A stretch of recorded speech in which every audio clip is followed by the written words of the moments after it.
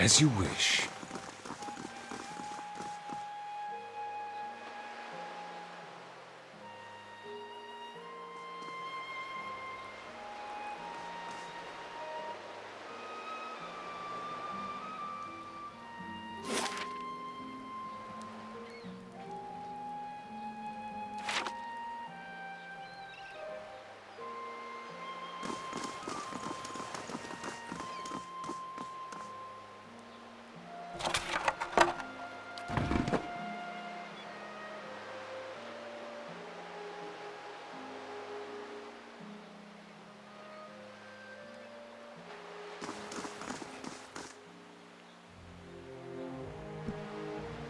There isn't so much as a spot on these oranges.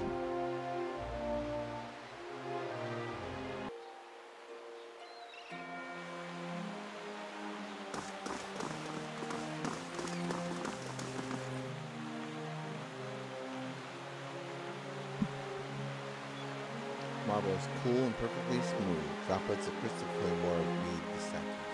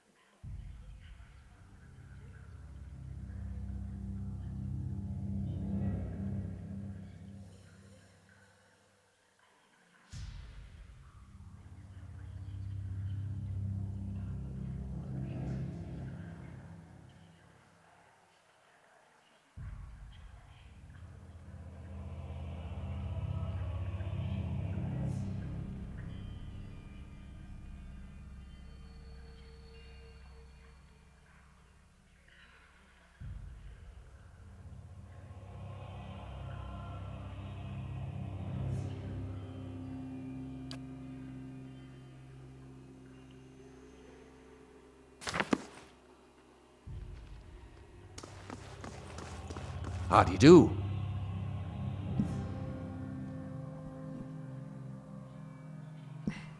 A bald man with a crooked nose gestures in demonstration over the still body of a patient before a small gathering of interested onlookers. Filling your grace pauses to discover. Have you come to sit in? Want to know more about the Sanitarium? Close as we are to the Glenfire, us begin a number of bivouacs, mainly every year.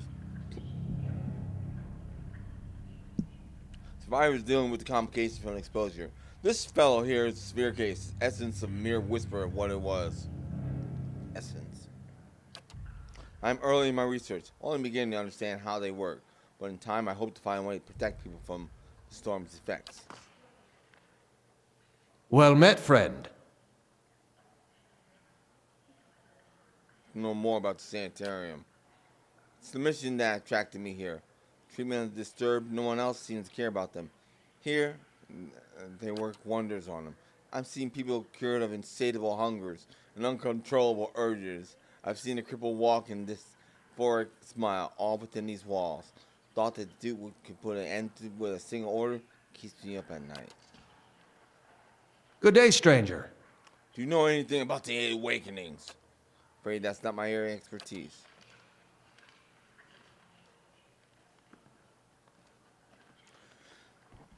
Table set with sermon leaflets, booklets, titles, practical benefits, animanccy, soul adjustment for a well-adjusted soul.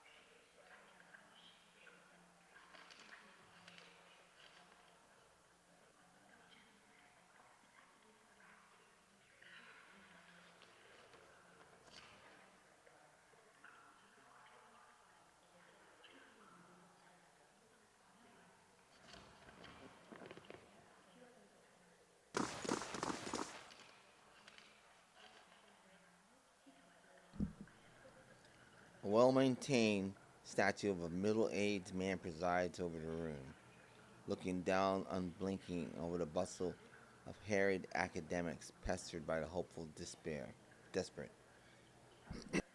Strong warmth emanates from it that you can sense from across the room. There's a human soul stored beneath the stonework. Feel its attention turned towards you.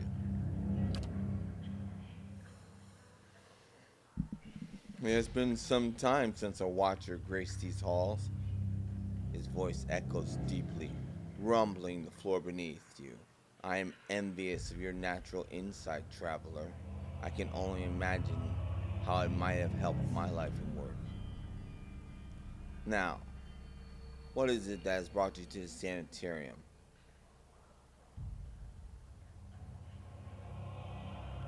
May have a member of the Leaden Key in your midst.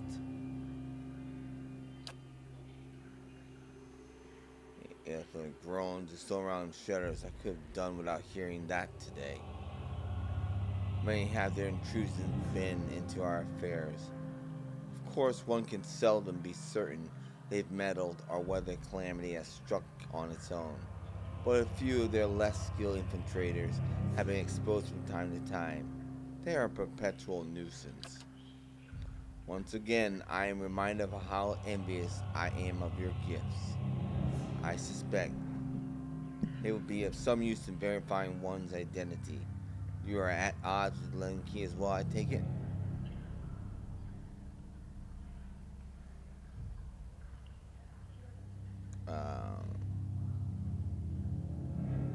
They're up to something. I need to determine what it is. They're always up to something. Of that you may rest assured. If their plots have come to involve you, you have my sympathies. Do you have some idea who this person is? I suspect it's a patient. Very well. In that case, I would recommend you speak first with our resident Animancers. They have frequent interactions with both patients and colleagues. You will find them here or in the offices downstairs. You will report anything suspicious to me immediately. This is my only request. Are you the Animancer who's been buying relics from Elemental? There's a large and rather notorious black market for uncatalogued and Guathian relics. I stay far away from them.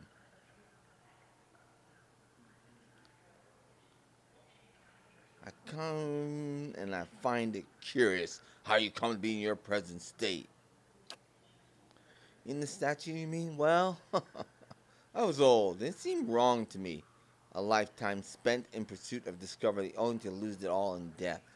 Somewhere, someday, I would wake up in a new body and none the wiser, and pursue a different course entirely. All the experience wasted. If we ever unearth the principles behind our existence, it will be in spite of our condition. Of that I'm quite sure. To live on as part of something I helped build seemed to me a better legacy than what nature had in store. The wheel, you mean? The transfer itself was quite simple as our techniques go. And for that I am grateful. Playing with souls is far easier to accept when they are not your own. I do not miss being able to take an active role in the scholarly efforts here. I do miss that. Now and again, one of our Animancers will humor me and consult me over some problem, but they are a jealous breed and too often afraid to collaborate. If you are considering it yourself, I can tell you that it isn't for the easily bored. Tell me about the Sanitarium. A history lesson. This is a rare pleasure. Most come in here only concerned with cheating death one way or other. We are an old institution, as Deerwood goes. This is our 94th year. As with many cities, the growth of Defiance Bay brought with it a whole host of problems. One of the worst was those born with, shall we say, ill-favored souls came to populate its streets in droves, thus the Sanitarium. Brackenberry was his natural fit. It was growing, but there was also a lot of money here back then. This place owes its survival to the curiosities of the wealthy more than anything, I think. Our founding came at a time of great suspicion in Animancy, what's like today. So much progress has been lost in mishaps of a few careless practitioners. But in time it was forgotten as all things are. Since then we have been at the forefront of Animancy's resurgence. We've played host to many gifted researchers and pushed the boundaries of our knowledge in ways never thought possible. Some of the first safe transfers were done here, and we have pioneered work in soul purification, lineage analysis, preservation. It's really quite a list, if you pardon my pride. Today it's, well, I can't say exactly the same. There's been some push to shut us down. It comes from Deerwood's more excitable denizens, whose minds are more passionate than thoughtful, I'm afraid. People see this legacy and see it involves something they don't understand. So it's natural for them to suspect people whose understandings exceed theirs. It looks to them like we're hiding something. We have a representative in the palace this very moment, defending the entire science of animancy as a hearing before the Duke. Absurd as it sounds, it does not go well. It could be the end of animancy in Deerwood. I wouldn't mind. I fear Erik may be swayed by all this unrest. Irrational though it may be, we shall see. Does anyone here know about the awakenings? There's an Animancer on the low levels who came all the way from Waeodin to study them. Take the stairs down, look for Legacy.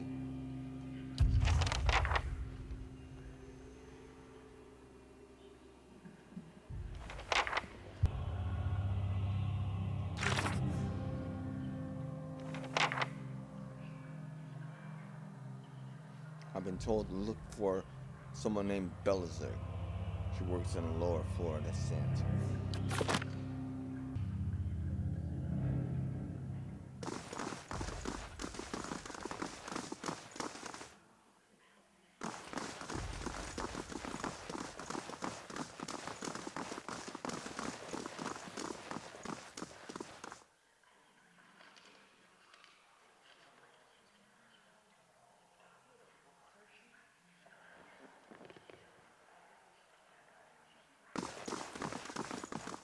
Good day, stranger. An elderly woman peruses the shelves with a quickness and energy that belies her age.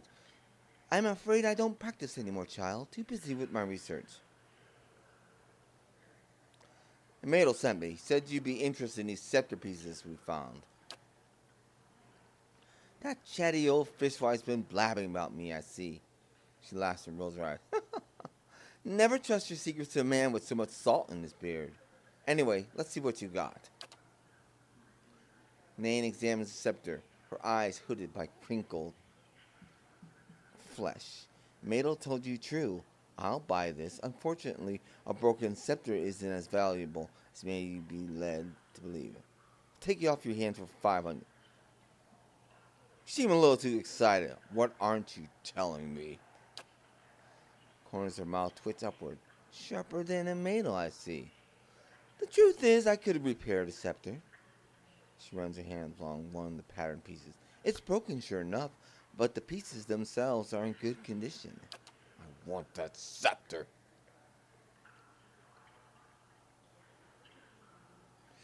Making it whole again is a matter of alchemy. Expensive alchemy. I've got to soak the broken ends in fiend's blood compound to connect them. Never mind the embalming work to restore the enchantment. I could do it to the tune of 1,800 pounds.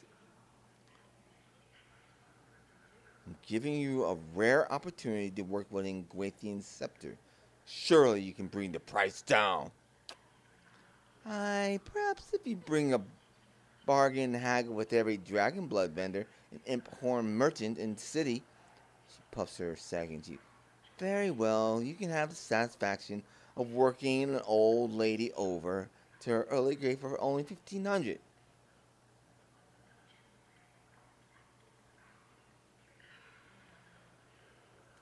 Fine, 1,500 it is. I expect you want to watch and see that your money's put to good use. Better get comfortable then. She lays out an array of powders and potions, other obscure ingredients on her desk. After what feels like an eternity, hours, she returns to the main hall and presents the scepter. Looking at it, you'd never know it had been broken in the first place. You do fine work. This may be my finest work I've ever done, if I may say so. And thank you for giving me the opportunity. Examining a piece like this is a dream come true for someone in my field. Take good care of it. Nan regards you with bright, intelligent eyes. Can I help you with something else? I'm investigating possible lead and key activity in Sanitarium. Seen anything suspicious? Oh, I'm afraid I'm too wrapped up in my own research to pay any mind to what else is going on around here. One of the other Animancers might know something. What exactly is it that you do around here? I'm an Animancer. I used to venture into all kinds of underfunded and ill-fated trips out of the expedition hall when I was your age, but lately I've found research better suited to my current pace. Puts a creaking neigh and pats it. I'd like to know more about the Sanitarium. It's the official center of Animancy in Defiance Bay, founded in 2729. And before you get saucy, no, I wasn't around at that time. It was built to treat ailments of the mind and soul, important sorts of place to have in a growing city, and its construction marked the end of the Animancy slowdown that followed the Bailiff accident. Bailiff accident? What is that? She shakes her head. A terrible setback for the discipline. A researcher working outside the Bale Marsh shattered the souls of a dozen volunteers. Her voice lowers her brow. Of course, we'd never know exactly what went wrong because the mob tore him to pieces. This mishap bears some of the blame for the slower progress of research in the 2.5 decades that followed. But it also helped concentrate practicing Animancers here in Defiance Bay. What do you know about the Awakening? Not much, I'm afraid, but the Sanitarium attracts experts from all over. I'm sure someone here can help you out. Farewell.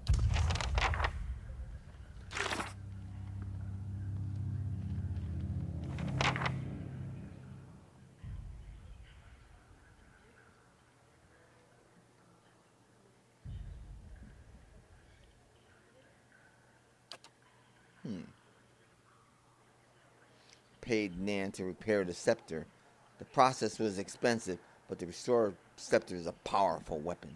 Let's take a look at it.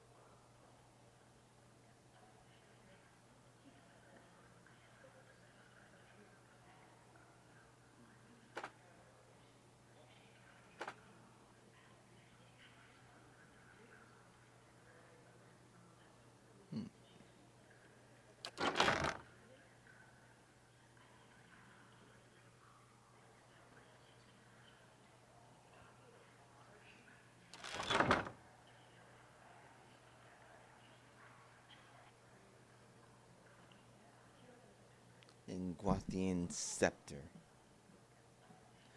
This Ingwathian weapon was restored from fragments you found in Andra's gift. The shaft is covered with invocations, and the opal finial is inscribed with runes.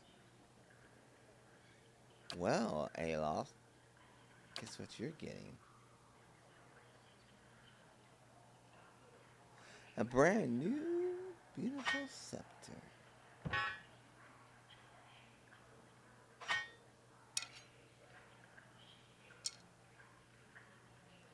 It will serve you well.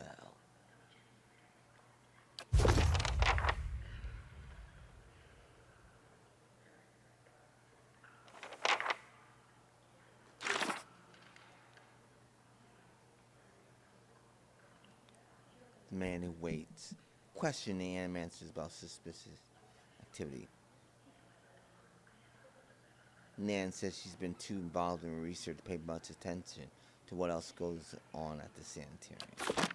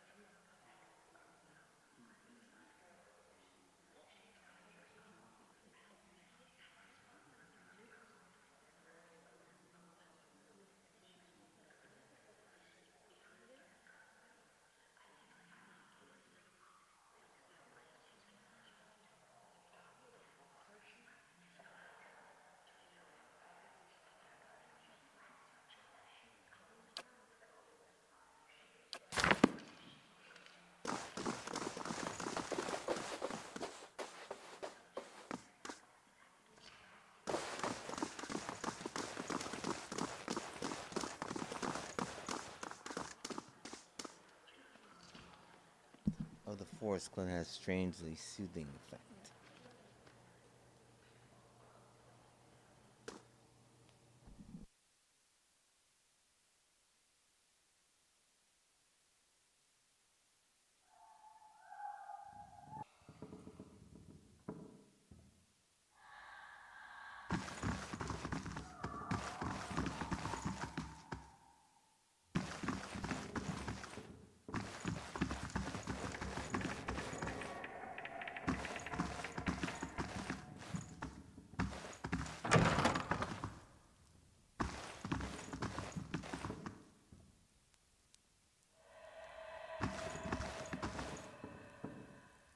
Strange device seems to thrum with power.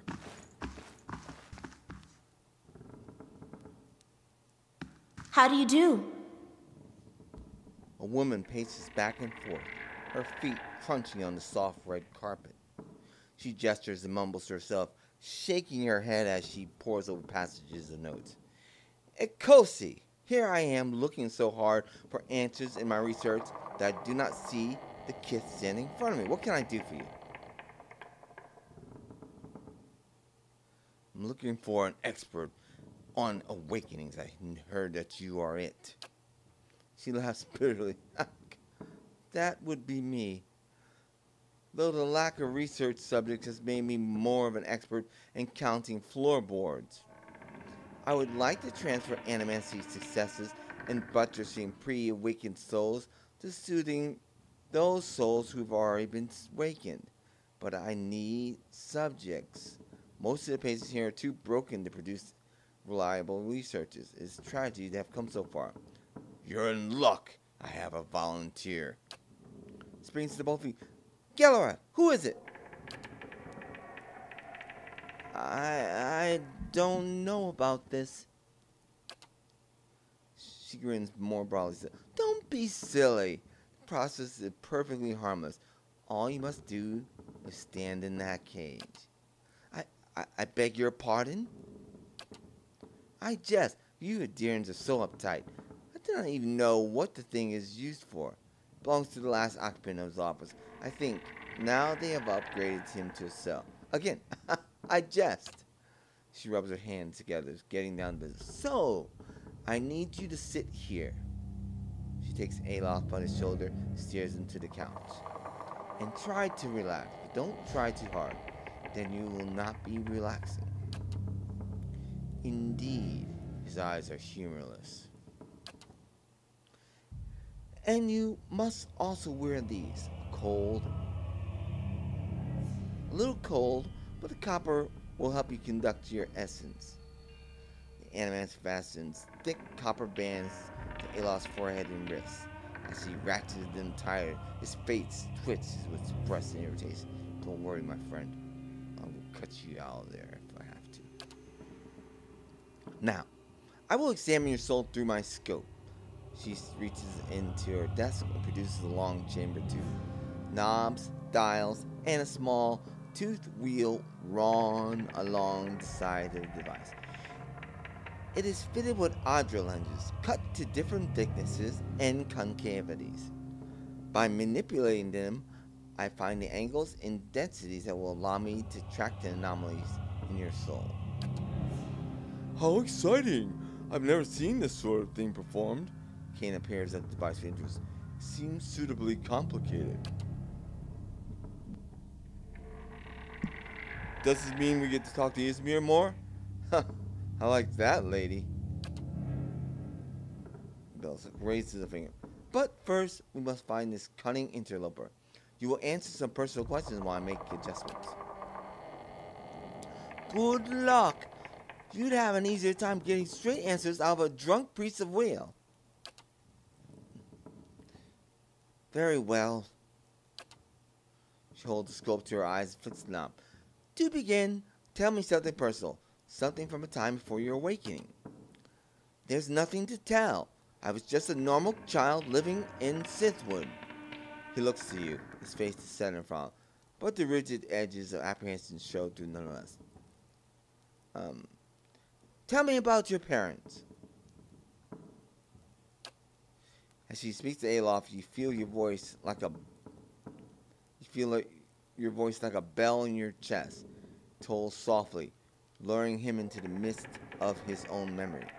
Belsic doesn't seem to notice, but you feel as if your words are soothing his essence, untangling its many threads. He closes his eyes. Mother was away most of the time, with the Thane's family, but I always knew when she's coming home. Father's bottles accumulated like storm clouds on the horizon. His fits of temper became swifter and more violent. It still shames him, knowing that her hammock to another man supports us better than his labors as a steward. This is good. I'm starting to see something continue. Tell us about the time you awakened. She bites her tongue as she twists one of the dials. I am in my 5th year of training. Mother is home. I can let my guard down a little because when she's around, he's usually only angry with her.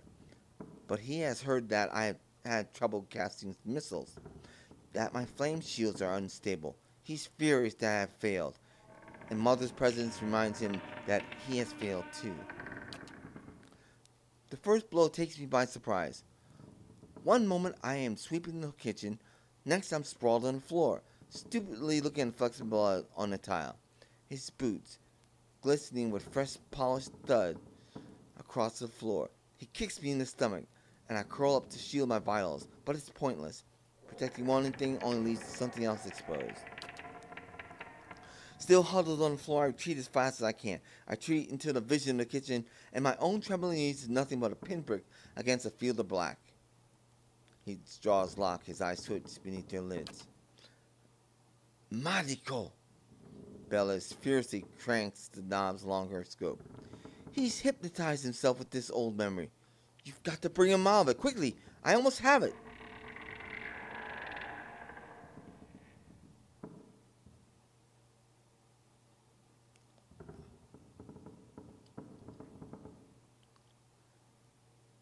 You're safe, Alof. Everything's fine. Alof's eyes snap open, but the expression you see in them isn't his. He's ne'er fine when I happen upon him. Bella sucks a deep breath through her teeth. That's it! I'm seeing a shift in his essence. Something's spreading and congealing. She glances at you over her scope. Keep talking. He responds to you.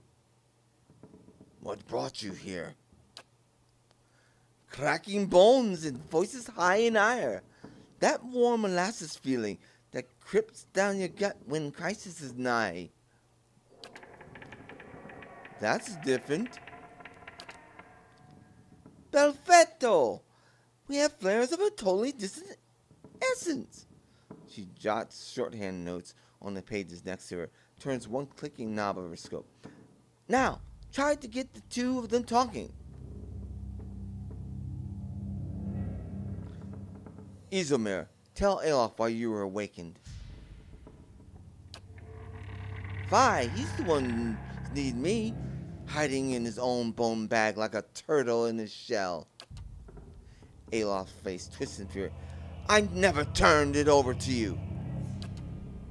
Good, yes, very good. She rests from her scribbling only to make another adjustment to the scope. I can see now 2 separate patterns of essence. Where he ebbs, the other flows. It's as if the awakened souls fill the spaces that he leaves empty. She prompts you with a circling of her wrist. Quill, still in. Go on.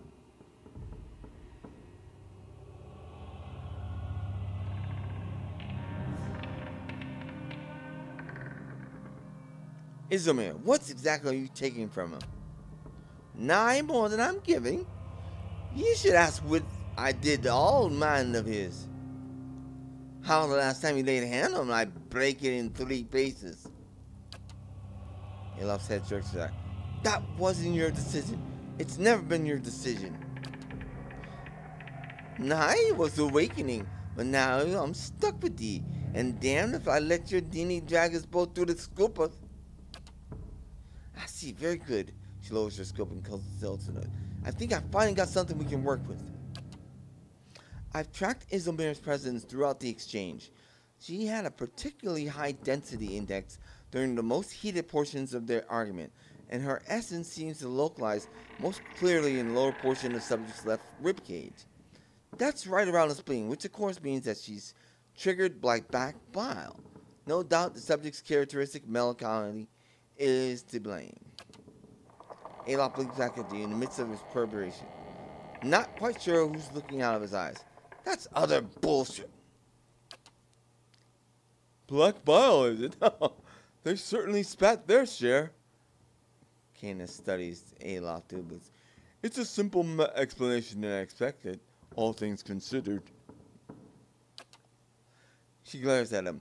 Yes, never mind my years of training. I suppose you have a better explanation.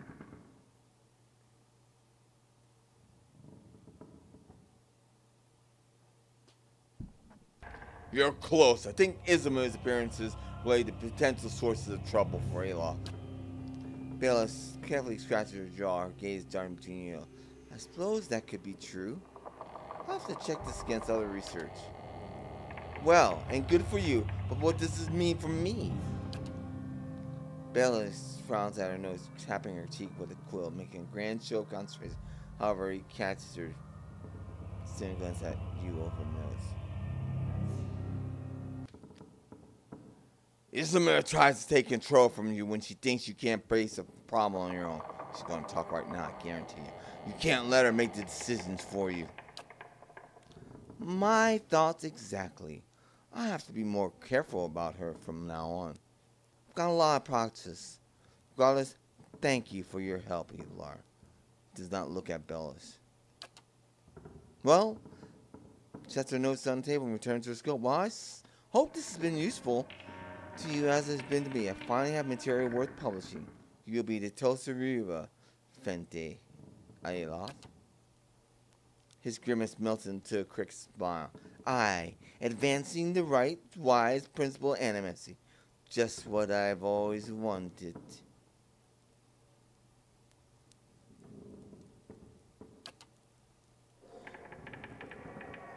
Alof, as you turn to leave, you catch a darting movement out of the corner of your eye. Belisage is humming to herself, still occupied with her scope, while Alof is holding her notes. He's just about to tuck them into his cloak when he catches you watching. He holds a finger to his lip, his eyes wise and pulled. Please, I don't know what my personal information published like this, especially not after her nonsense.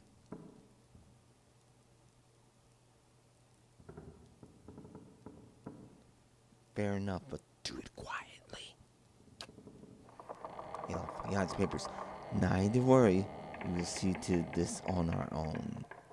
Gotcha, buddy. Don't worry, I got your back.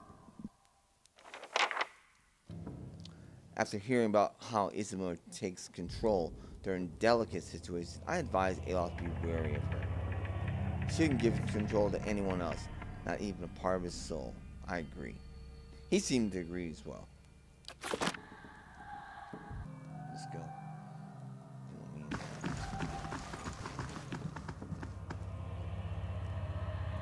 Okay.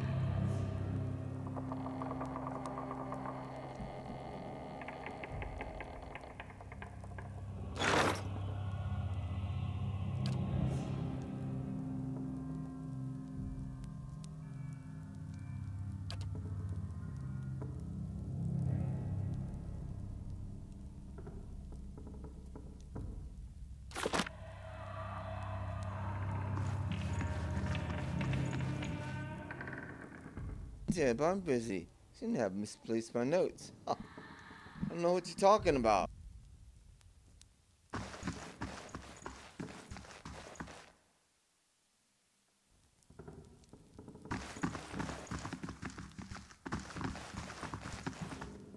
Light, flame, and sound. We'll keep to ourselves.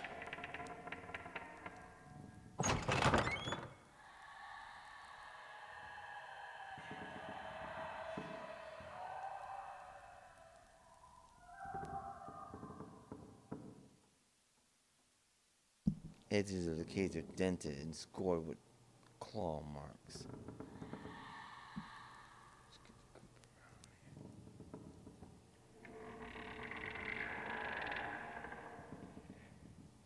Something we get people in here trying to make trouble for the Animancers.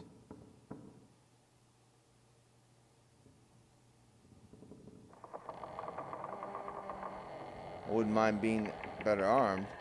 So what if it makes the clients a little nervous? Yeah.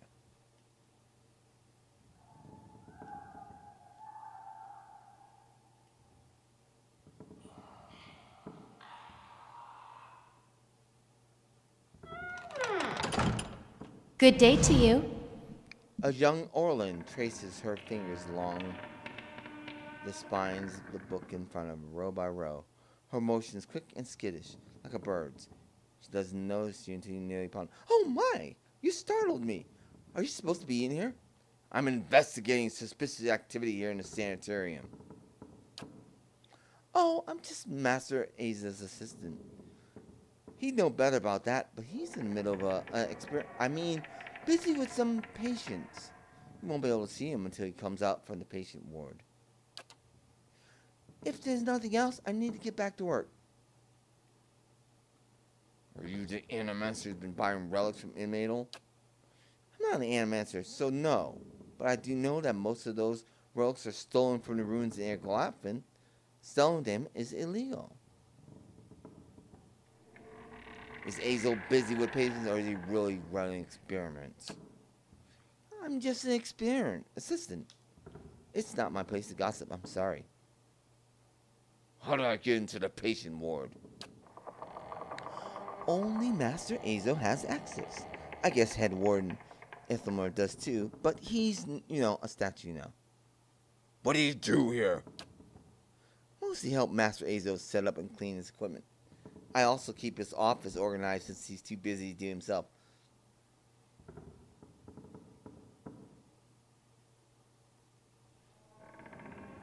Why?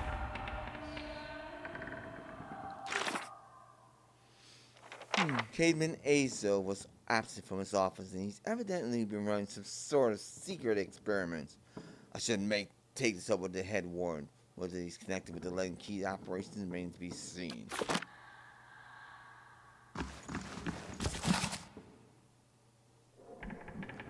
Ripley, note from Azo. I require more copper tubing for my next experiment. Do not requisition from the Sanitarium stores. I don't have time to deal with Head Warden's inevitable questions. Cademan Azo.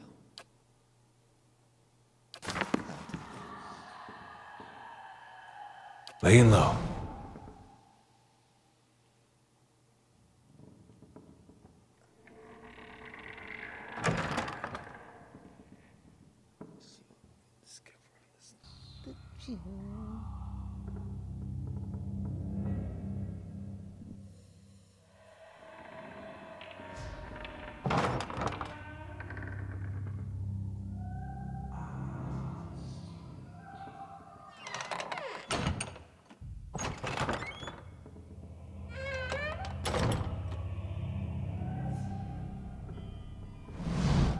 An Animancer scribbles feverishly on a parchment scroll, while his free hand dances through the air, counting off unseen objects.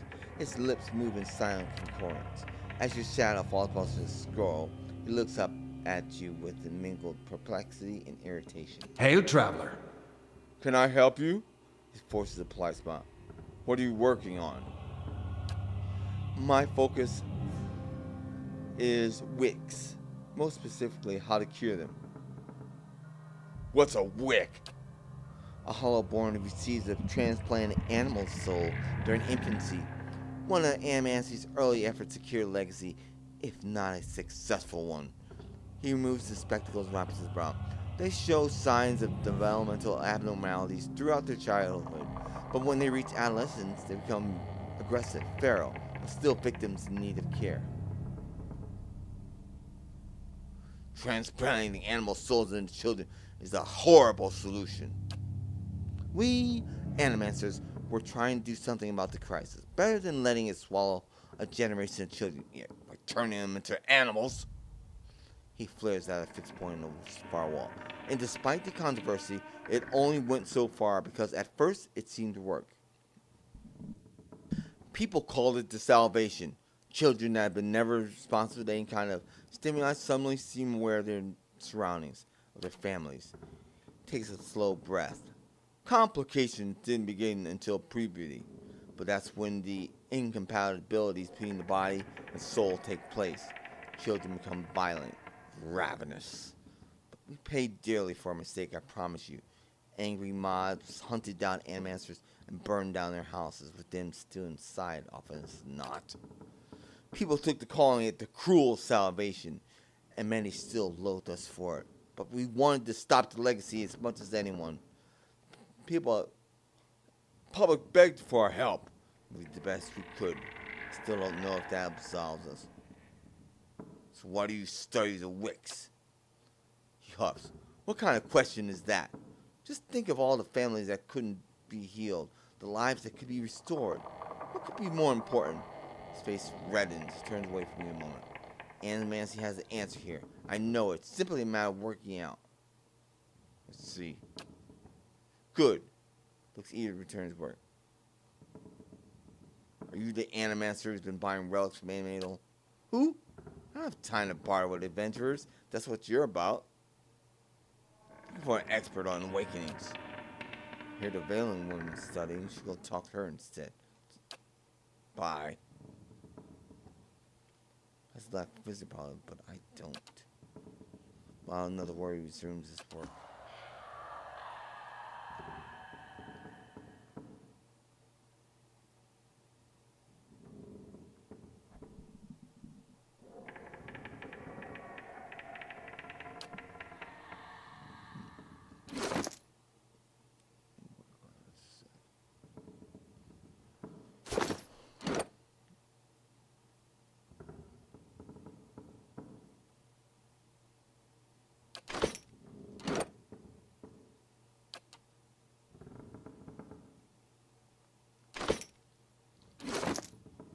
I want to take a peek around, but I need to improve my dexterity.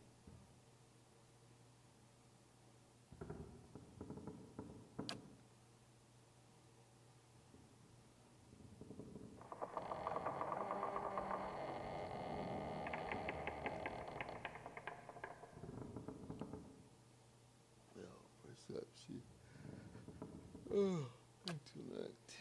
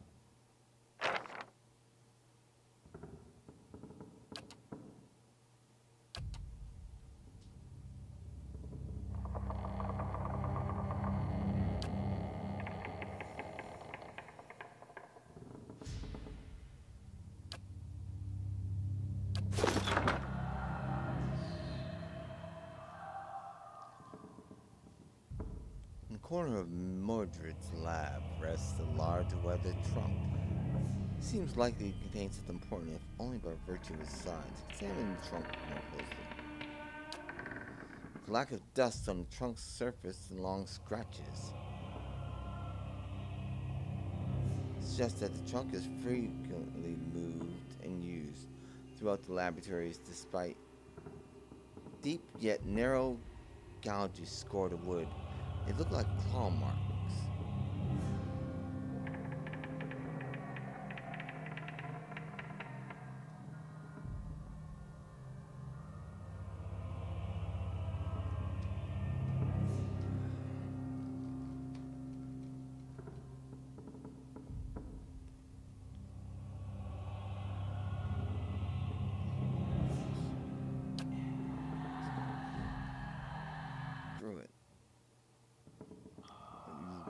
up to? A heavy lock holds the trunk shut. It's too sturdy to break, and the mechanism looks too complicated to pick. We'll need to find the key.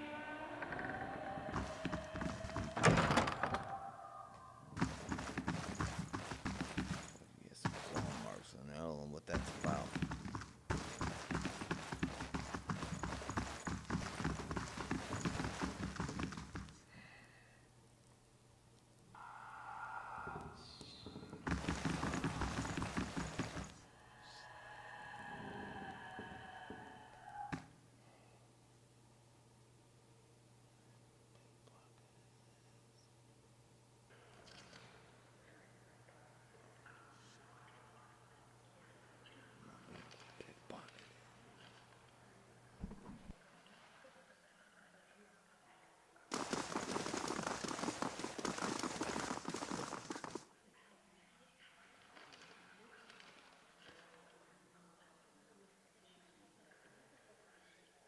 Hello! Have you learned anything of interest? Maybe. It's Caben and Zoa running experiments on the patients here. Experiments? Caben's in charge of patient welfare now. He's not authorized running experiments. I am disappointed in Caben. I had hoped he'd be one to guide your inquiry. He'll be in his office or in the patient wards. I am granting you immediate access so you can find him. No doubt you wish to speak to him further on this matter, and I for one am curious to find out what he may have to say. Tread carefully in the ward. There are a few dangerous cases. I would also ask that you do your best not to agitate the patients. They have enough trouble as it is.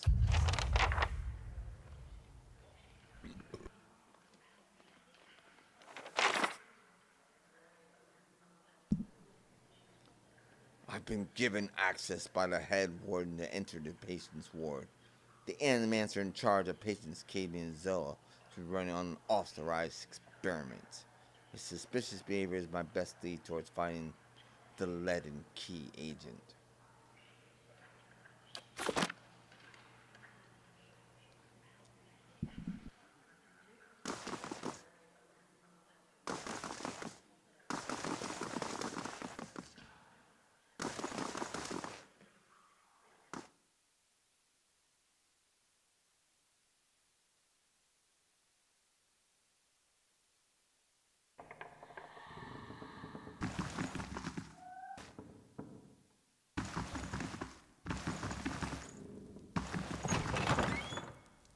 Head warden says you can go in. Be careful in there.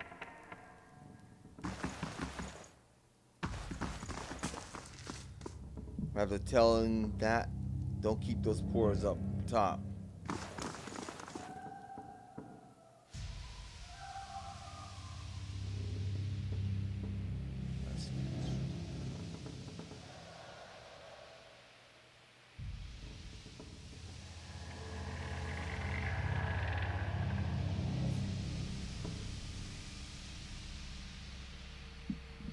Who are you?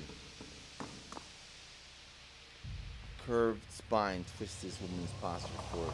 Her greasy hair draped over large eyes like vines. She smiles at you. You must be visiting someone. Then noting your appearance, a friendly visit, I hope. What do you know about the Animancer, Azo? Oh, I like him very much. Many Animancers could care less about their patients. Look at us like vermin for their experience. But Master Azo treats us like humans, even the very sick. You can tell he does this to help people. He's helped me understand a great deal about myself, and I know he's done the same for others. It's too bad what they did to him. He hides it well, but I know he's still affected by it. What happened to Azo? Pharaoh's eyes dart back and forth. Voice lowers to just a whisper. They don't like me to talk about it, but there was an accident. He's said to be one of the brightest in Deerwood. That was his reputation here, and that's what brought me to seek treatment. People say it was ego that drove him to try and solve the legacy, but that's hogwash. Even if he was a bit of a showman, he loves his homeland. He thought he could help. He wasn't one to speak of his work. I suspected his colleagues might have tried to steal it, but he told me once that he'd figured out a way to create a soul. Not a soul exactly, mind you. How did he put it? A proxy, I think he called it. Had some machine that draws energy out of the very ether. Can you imagine? The point is, it was going to help with the legacy. It was going to make Hollowborns into something easier to love and care for. Gods know that's something we need. Do you know what they call those empty little babies in Andra's gift? No, tell me.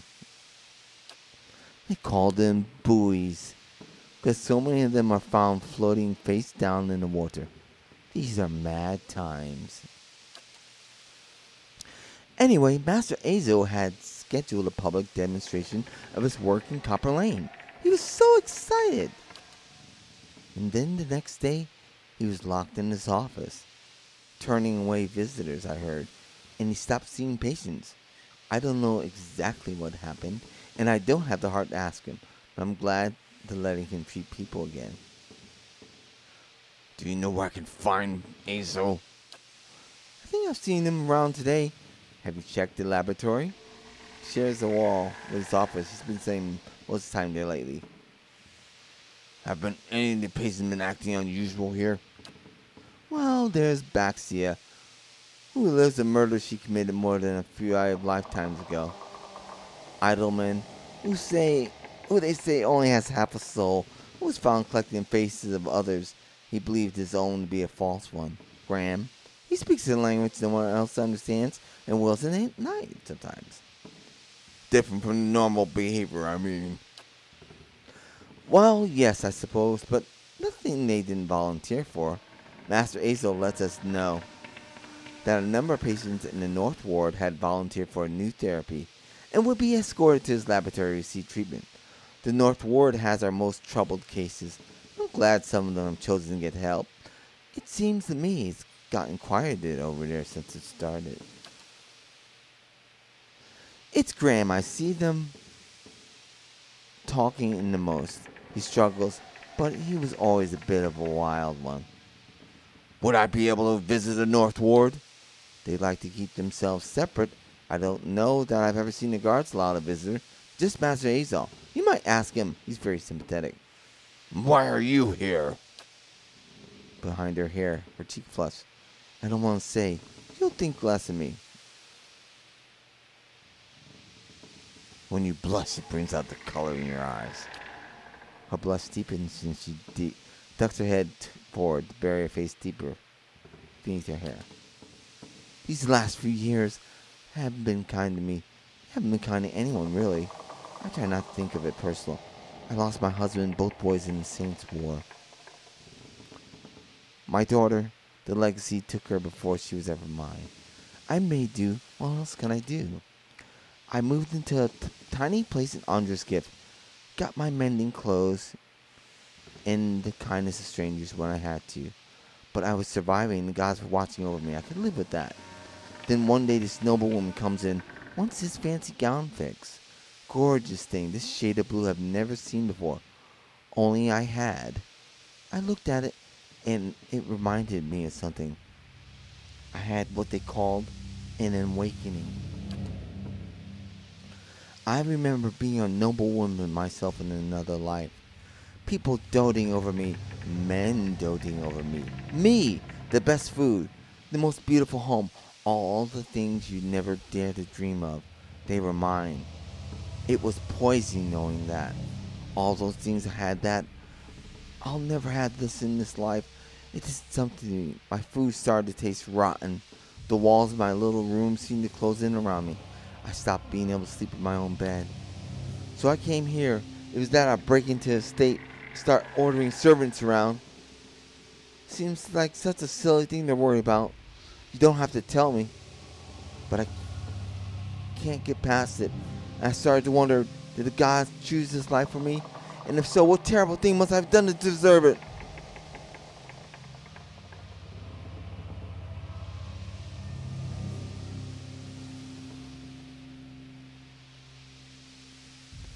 Maybe you'll get there again one day.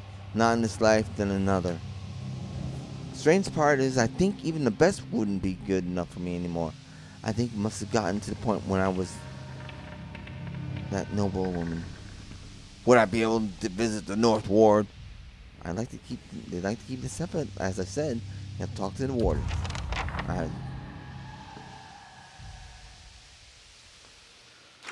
Interviewed Graham in North Ward. Pharaoh mentioned a man named Graham in the North Ward, who's also been a frequent subject of Caedmon's experiments. That Graham doesn't seem to be volunteering for the experiments. Graham may be able to shed some light on whether Azo has been working with lead and key.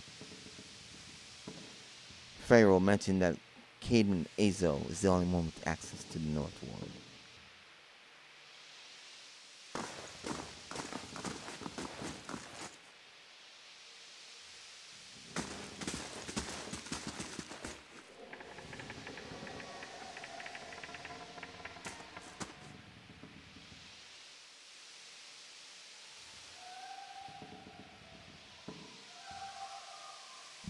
I've been hearing screaming at night.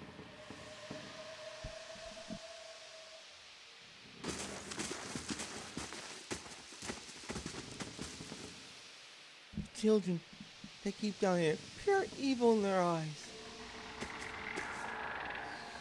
He said I can't leave yet.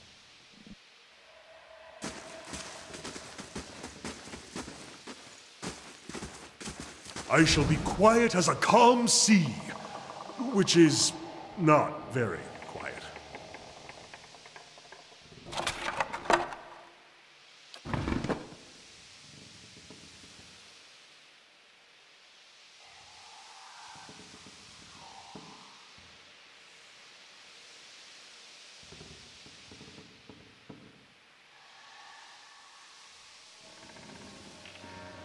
What the hell's name is that?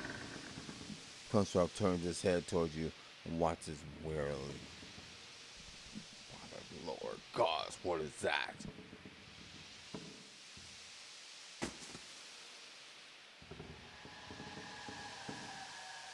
I don't like this place.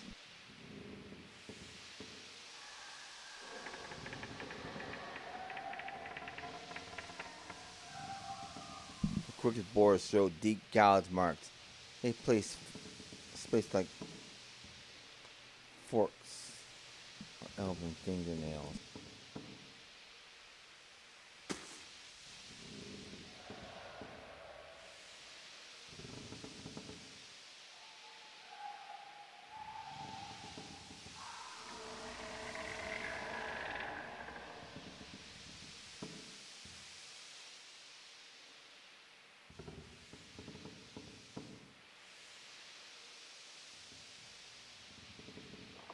Don't speak.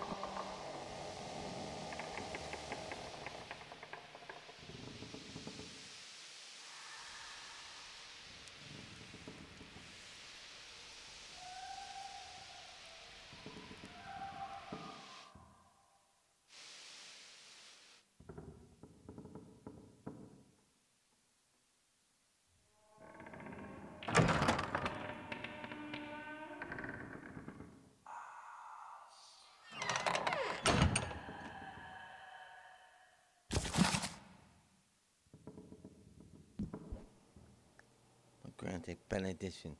Neither let thy trials burden thee, for in thy suffering thou shalt be transformed. The ever-living flame will burn away thy impurities.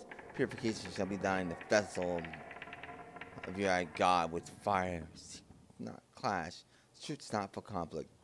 They will find all in turn. The fire of strife will consume thee, but fear not the battle, fear not the war. Embrace the strife, but turn thyself from the struggle. Keep thyself strong against those that would batter thee. Keep thy soul fortified against trials that shall overtake thee. Fire, fire, the searing heat of Magon's fire. All these await the unfaithful, the weak, those that help not themselves. Take heart in thine own strength. Take comfort in thy own power. Take control of thine own path. Let the fire guide thee. Let the fire transform thee. Let the fire purify thee. Let the fire consume thee.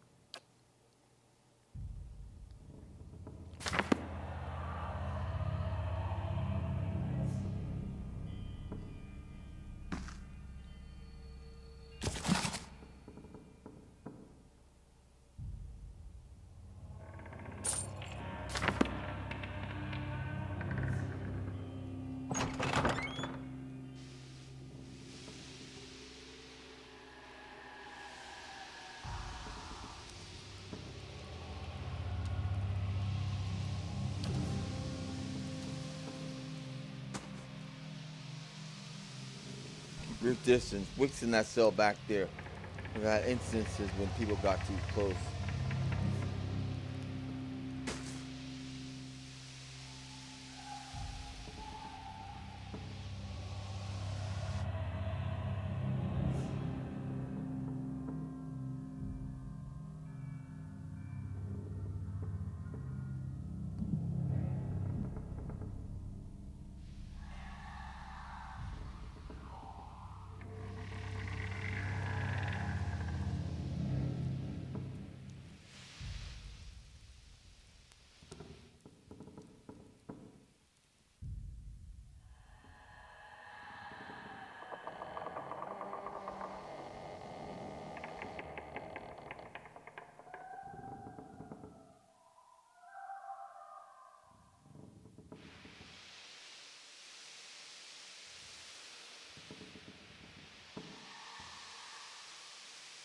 Master Aso said he'd make me better soon.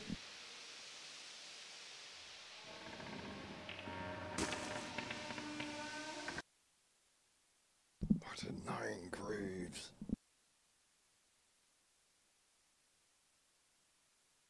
What is it?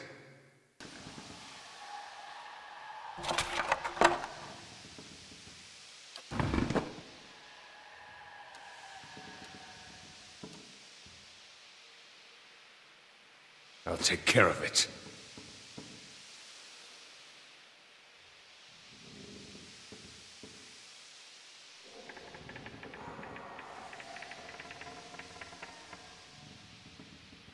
I've been hearing screams at night.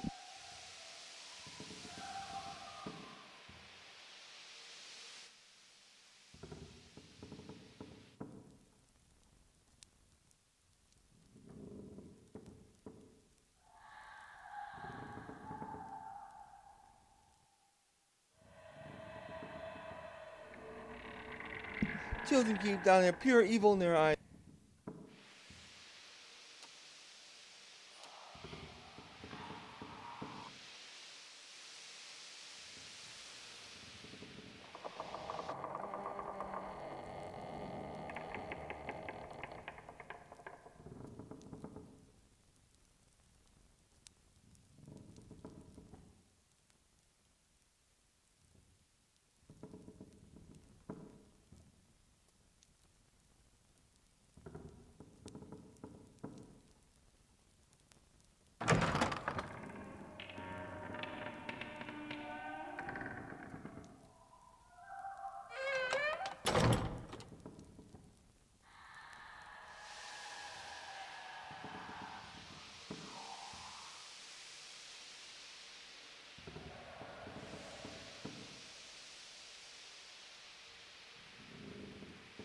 I'll see it done.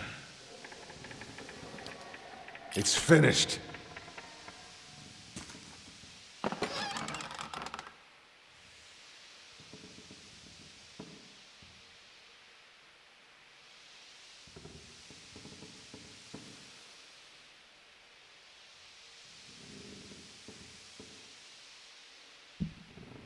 Raven Wing. They're not still when he's there.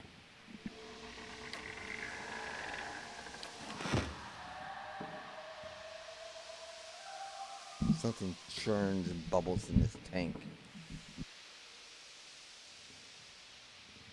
Copper wires are shiny. The devices won't.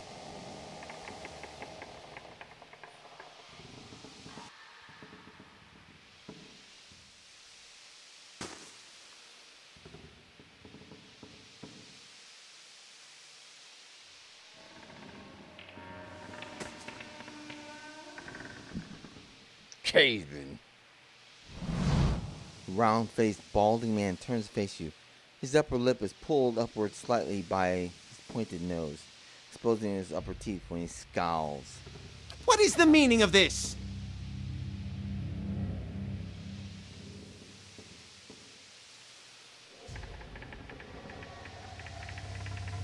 Ethelmere told me that you're not supposed to be doing any more experiments.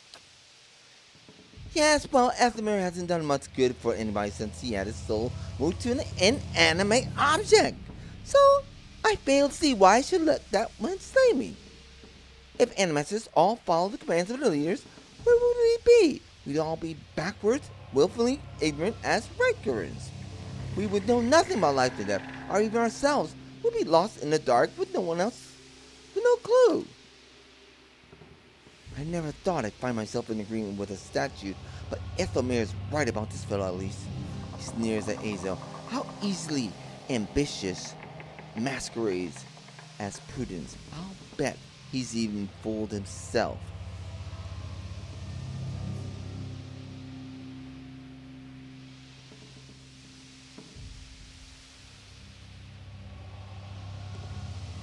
You toy with things beyond our comprehension. It's dangerous and it's foolish. Are you from Waeodin?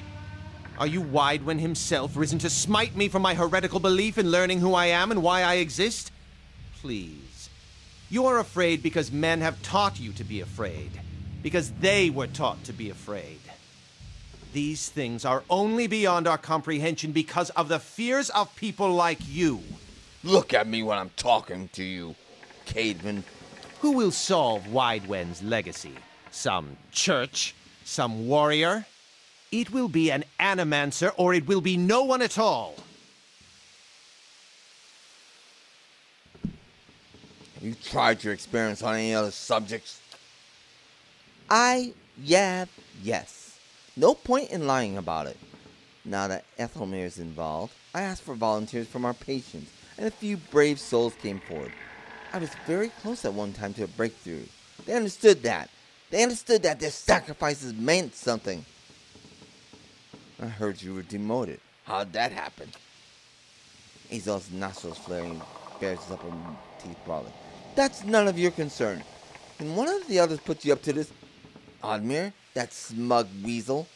Things went wrong. Everything. I don't know how. I'll never know. Spits on the ground with a bitter taste in his mouth. I'd like access to the North Ward now. Out of the question. These patients are in isolation for a reason. Your forehead seems damp all of a sudden. Perhaps I should discuss your insubordination with the head warden. You smug cretin. How dare you come down here and meddle? You have no idea the importance of my research. He balls up his fist and digs his teeth into his index finger. A growl simmering beneath his breath, and a deep call compressing his face. Fine. Speak to them for all the good it'll do you. I'm sure the discussions will be fascinating. He pulls a heavy key from his pocket, and then he slams it down on the floor before handing it to you.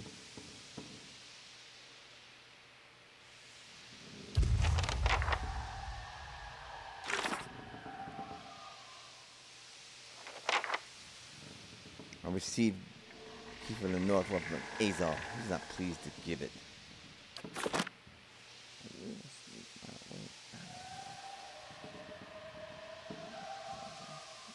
Hello?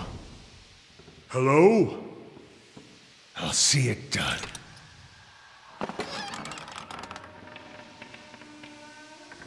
I'm just gonna borrow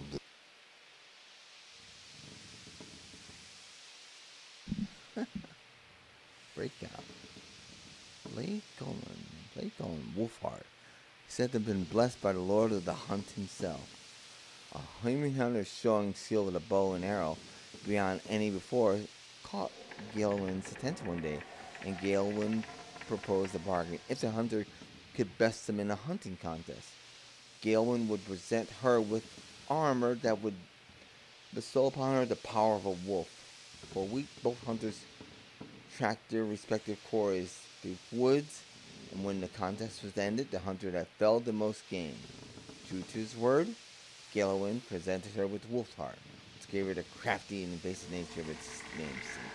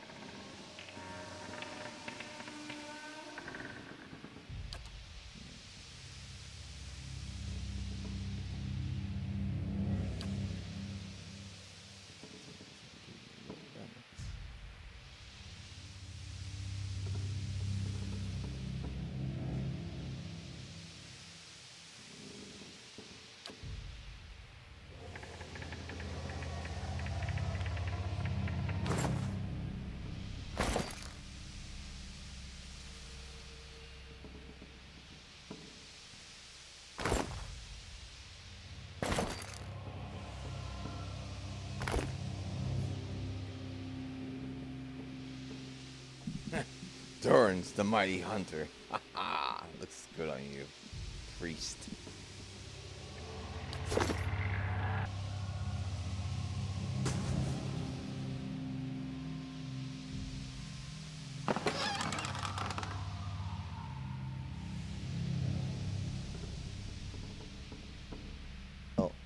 Ravenwing, the legend tells of a druid, wise and powerful, who traveled accompanied by a flock of ravens.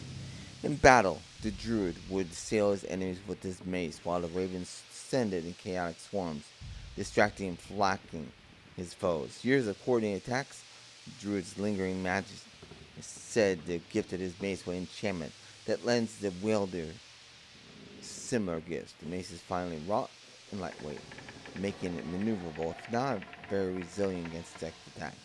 Against distracted opponents, however, a single blow often proves quite sufficient. Take that. Thank you.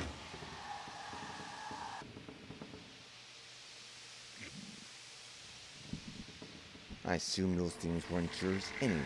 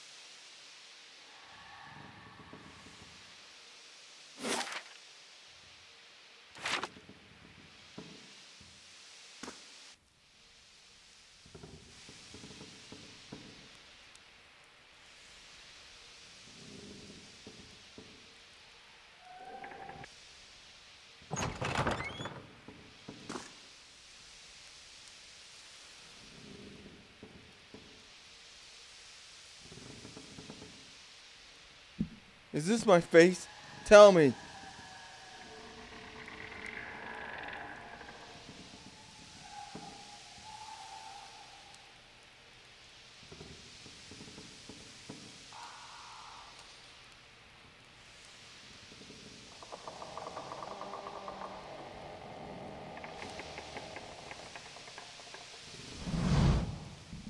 This man has the look of a hunted animal.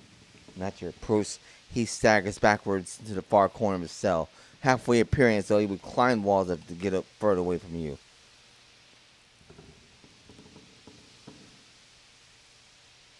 He cries out, a bizarre primal utterance like nothing you've ever heard. I need to ask you some questions. Graham looks at you blankly. It's unclear whether he understands you or not, but his panic has momentarily subsided. He opens his mouth to speak, but the words that come out are half-formed as though his tongue were cut out. They're impossible to discern, indeed they are words at all. The manipulations of Animancy, crueler than any torture, to disfigure the soul. Let's return the favor to the Animancers of this heap pile.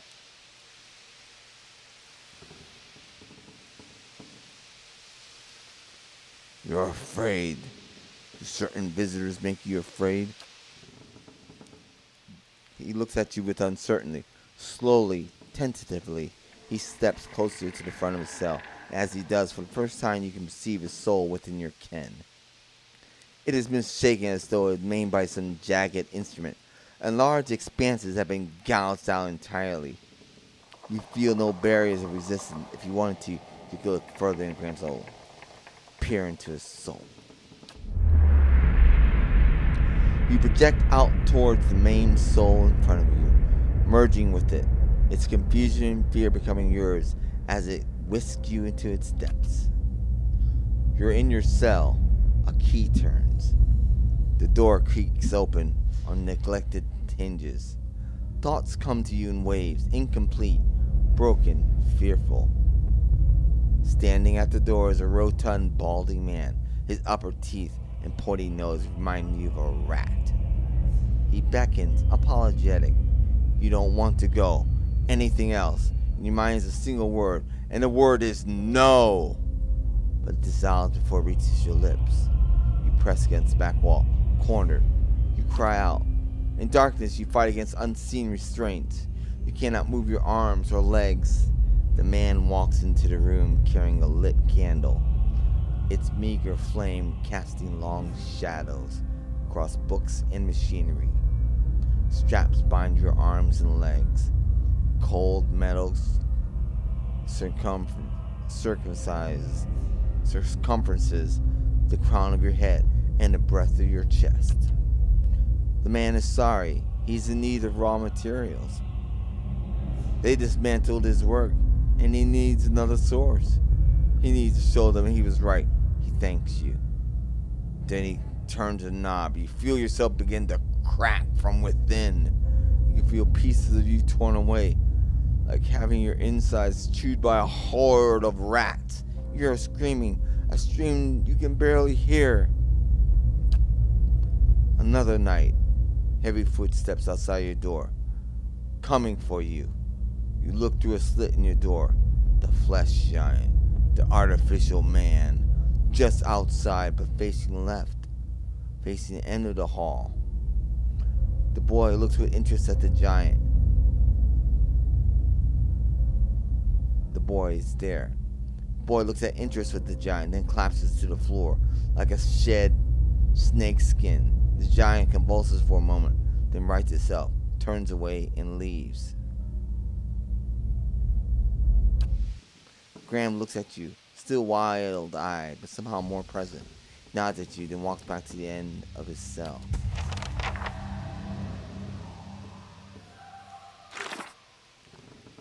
Speak to the patient at the end of the hall. A look into the soul of the half-crazed patient named Graham revealed strange behavior by a boy at the far end of the North Ward. Keeping an eye out.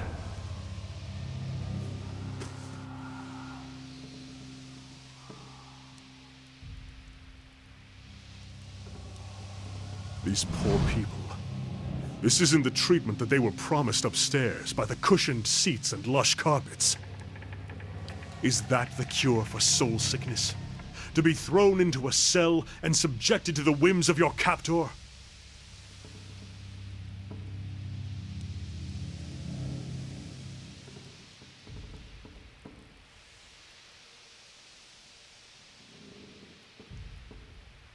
These Animancers are as mad as their patients.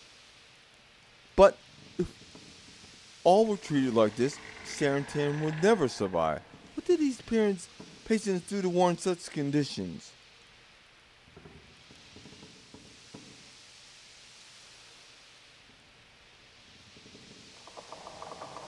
Here's the source of all that knowledge that you've been so giddy about. Canine Agreement says, it's one thing to be told as much, another to see it for yourself. Let's be on our way. This place gnaws at the soul. It does. I told you, my friend.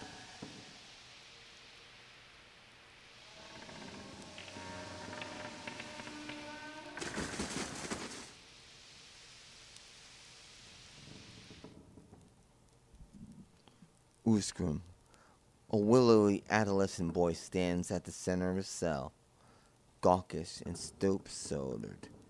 He stares straight ahead, the occasional blink, his only movement, and it's unclear whether he registers your presence at all behind his glassy doll-like eyes. In a state, the barriers between your soul and his are thin, porous, easily bypassed if you visit. Reach out for the soul.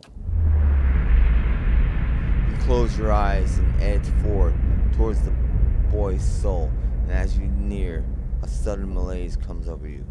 You are cold and warm all at once, sweating and shivering and straining for breath as you did on the caravan journey. The soul you approach is the wrong one, a parasitic plant that strangles its host. It is predatory and pitiless. You have crossed paths with it before. Too late does it occur to you to retract, and already you feel yourself plunging into some interminable abyss of thought and memory. You are standing in a cell now. Same cell in the sanitarium. The halls are moonlit and empty, and you are waiting. At the far end of the ward, the door opens, revealing a flesh golem in silhouette beneath the stone archway. It makes its usual rounds, the same stops every time. The misbegotten child of despondent creators. When the construct is close, you coil yourself up and spring forward, passing out of the boy's body as though it was a membrane. You can sense his body behind you collapse to the floor, a puppet whose strings are cut. You are rushing towards the golem now, bodiless as a ghost. Gust of wind. Quickly you think to yourself, quickly you feel the strength hemorrhaging from your soul as you dart towards the makeshift abomination. You pass into the golem's shell and overtake the soul implanted within, circling it, suppressing it, and contained in the suit vessel you're strong again. You step heavy-footed down corridor, unheeded by the other constructs and scrutinized only by the wary, untrustworthy eyes of the mad. Coming at last to an office piled with books and scribbled papers and the perverse implements of Animancy. You set your oversight hand upon a large machine, a nest of globes and tubes and coils in the center of the room, and go to work, bending wires, unsettling alignments. Your surroundings are pulled past you, or perhaps you are pulled past them, and they dissolve into a blur. When they settle into place again, you are outside on a clear day, standing in front of a crowd, staked high above you on the tiered seats of an amphitheater. You are acting for the crowd, standing deliberately still, but this is no play. A balding man with rodent-like features is strapping you to a machine, the one you had tampered with.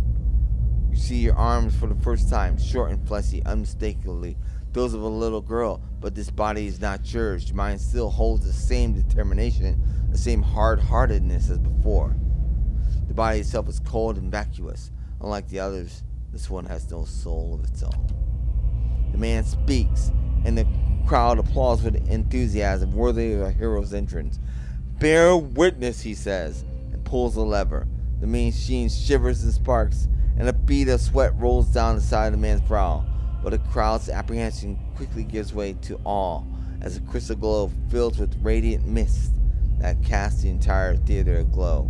He opens the valve, and the globe crawls through a tube along a length of copper wiring that runs to a set of electrodes beneath your armpits.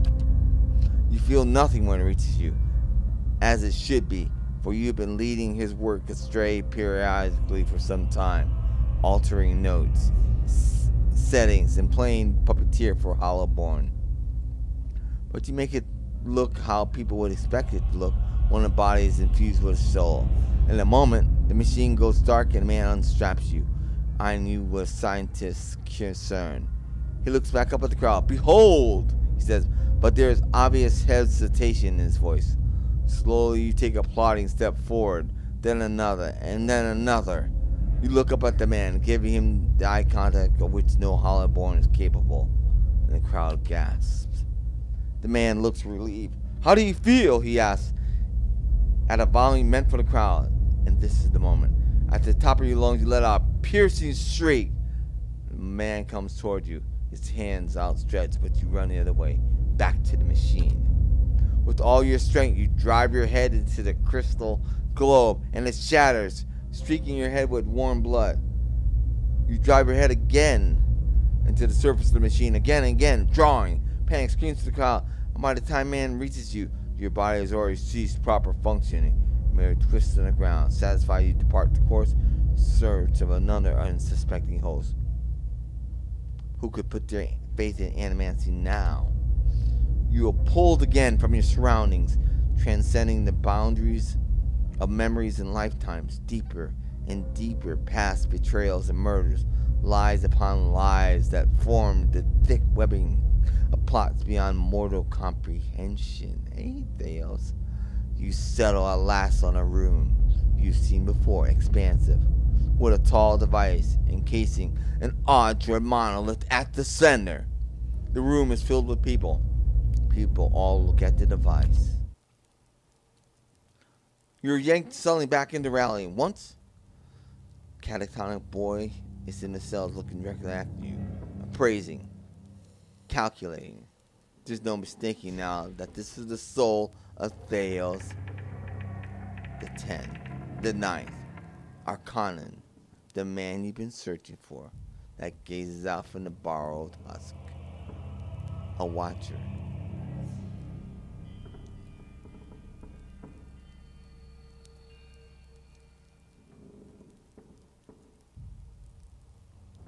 I believe we share a common past. I'm just looking for some answers. Is that so? He makes no effort to hide his disinterest, but he continues to search your eyes. He makes a slight grunting noise, and his eyes soften for instant. It seems for the moment that he recognizes you. He opens his mouth to speak, then seems to think better of what he's about to say. His jaw tightens. I know your look, your hunger. Hunger for answers that elude you. It gnaws at your soul. It usurps your reason for being. You are like everyone. I will help you let go. He dodges backwards with startling grace, putting himself out of reach. On his face there's no malice, only the dispassionate farmer putting down a sick animal. Then suddenly he steps forward.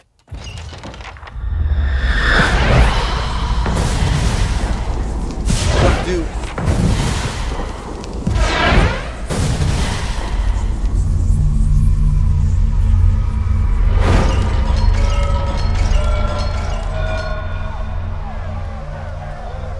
Waeodin Legacy. Oh, crap.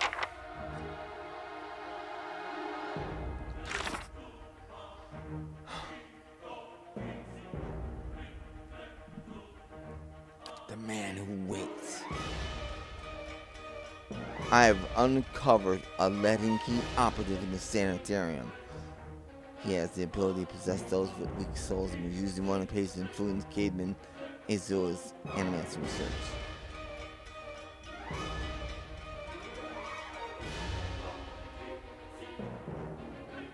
I've discovered the patient, Uskrum, who's been possessed by the man I've been searching for. He must be subdued so that I can learn from him how I might be able to undo my awakening.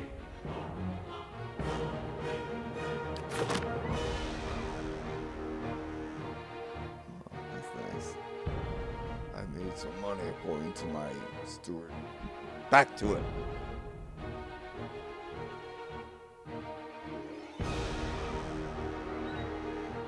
Yes?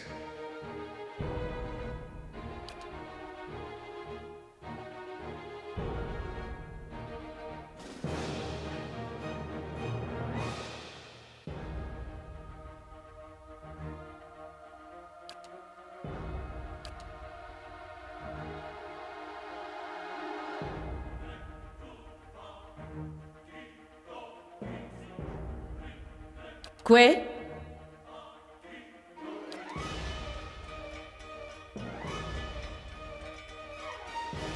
Huh?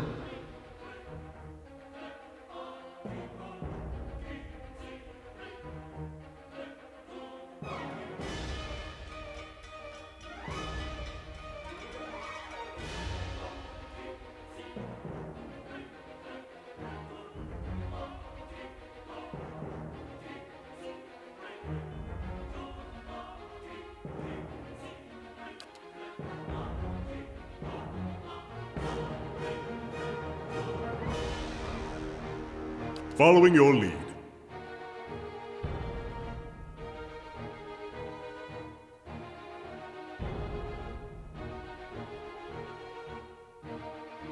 Yes?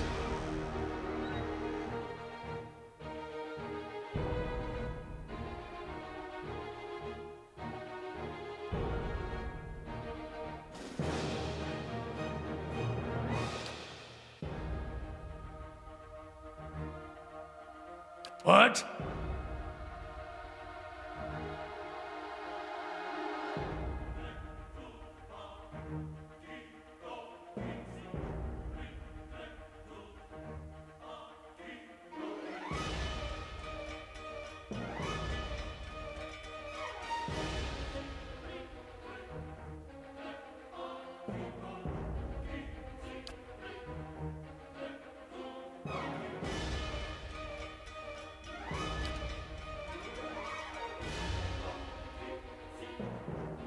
Aye?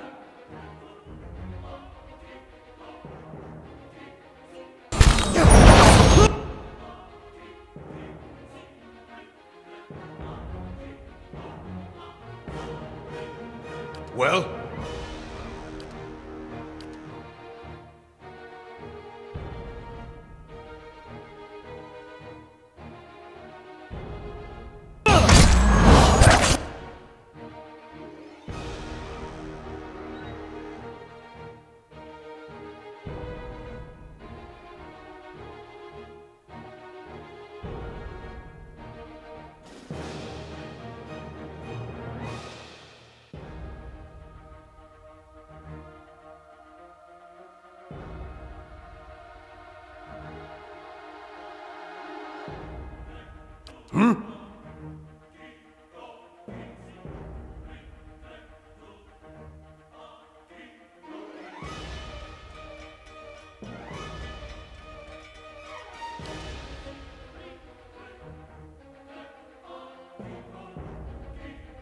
Following your lead.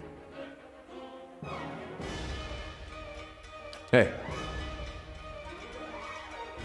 I'm ready.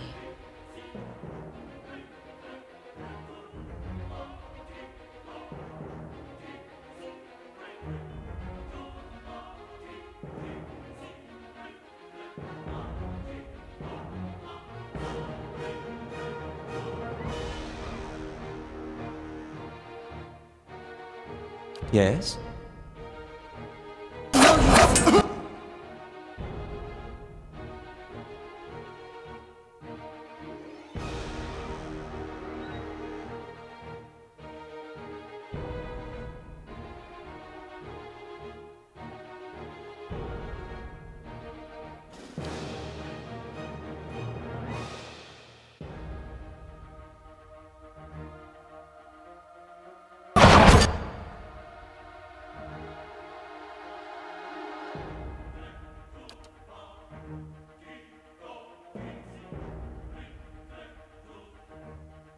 Yes.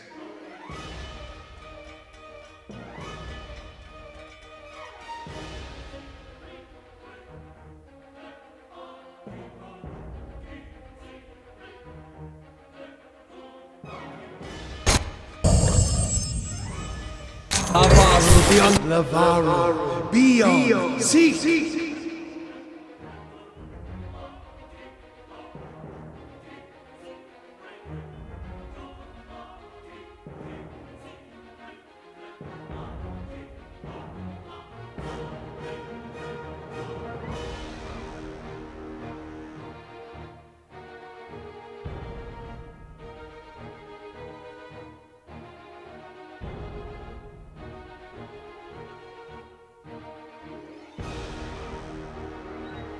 Yes?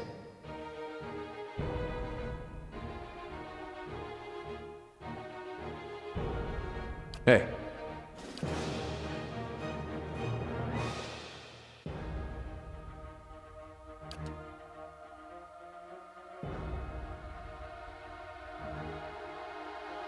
Yes?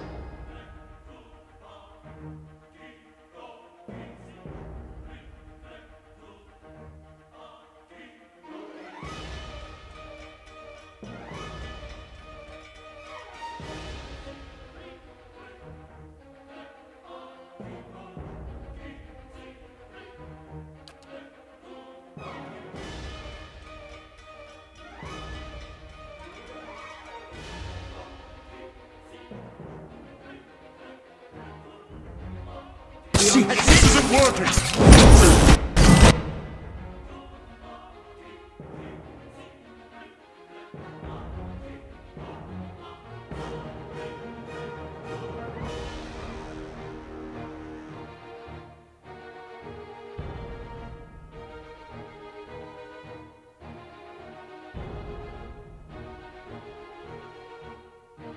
What?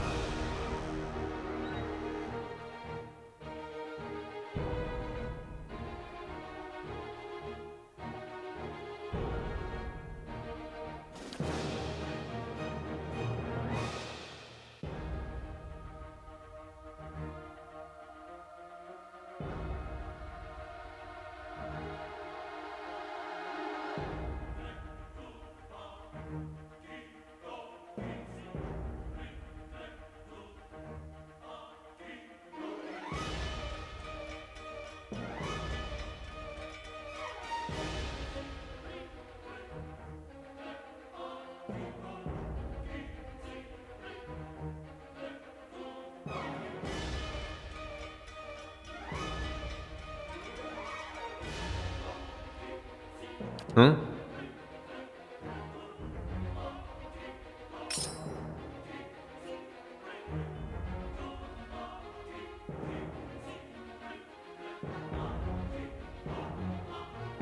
Well?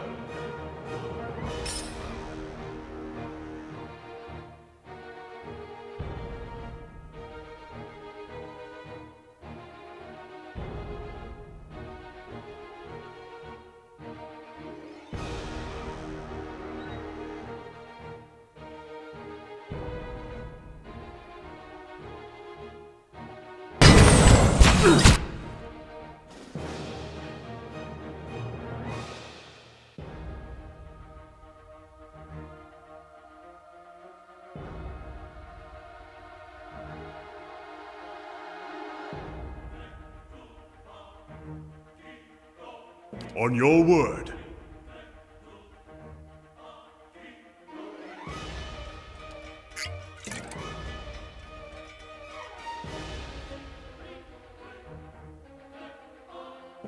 Que?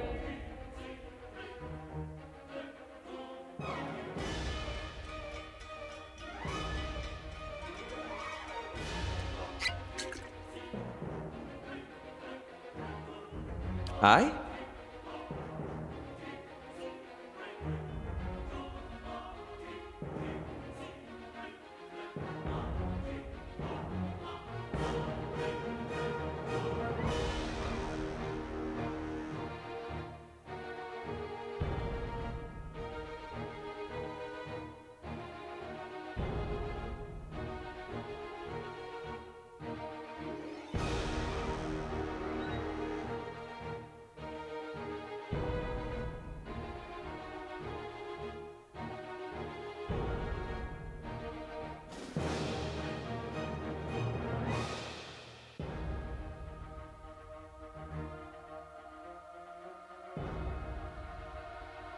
Aye?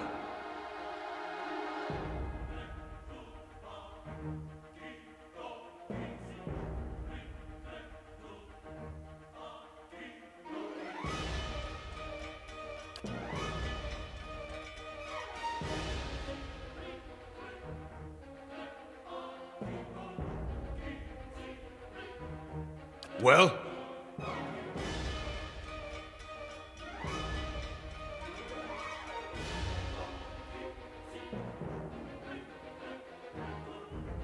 Yes.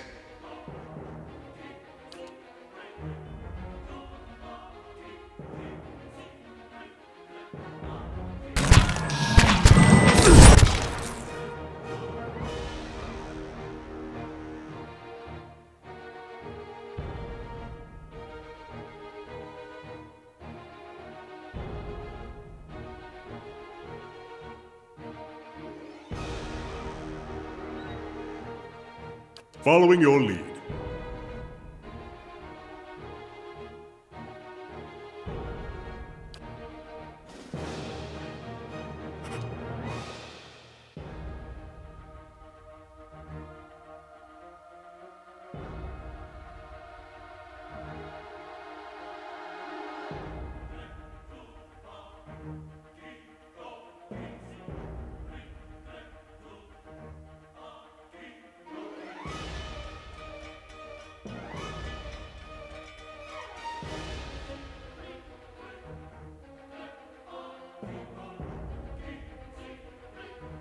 On your word.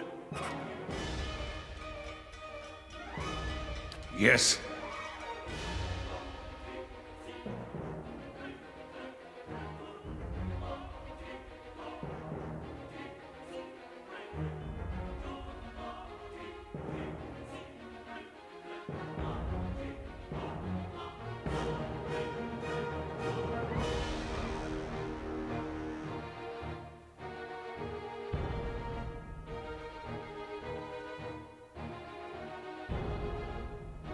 What is it?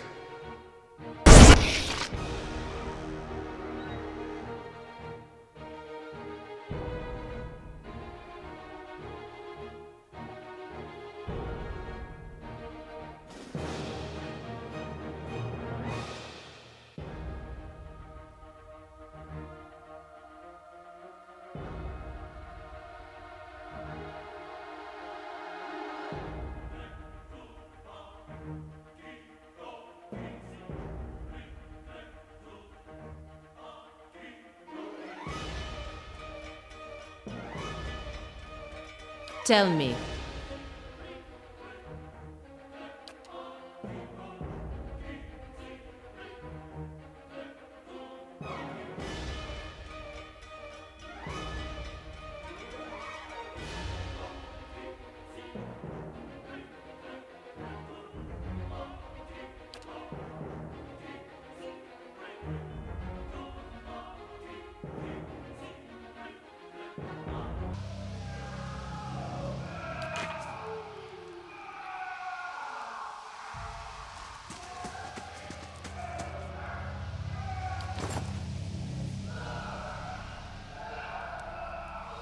I'll take care of it.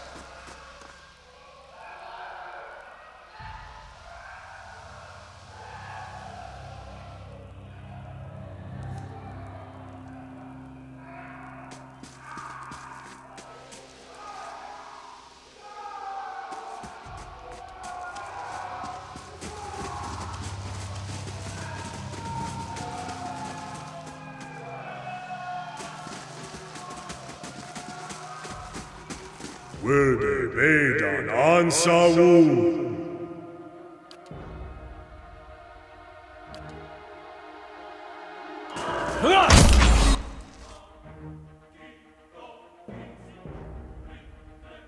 Yes?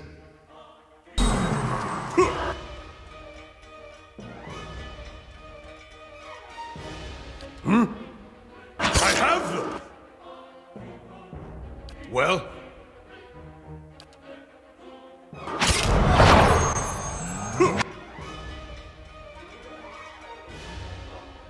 Well?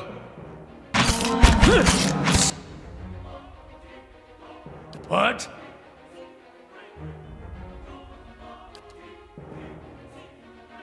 I'm ready.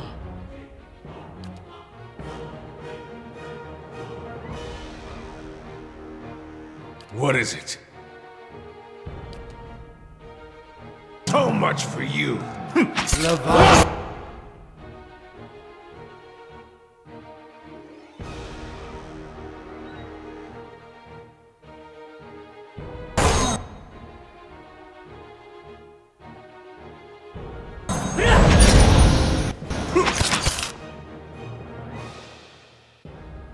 I'm ready.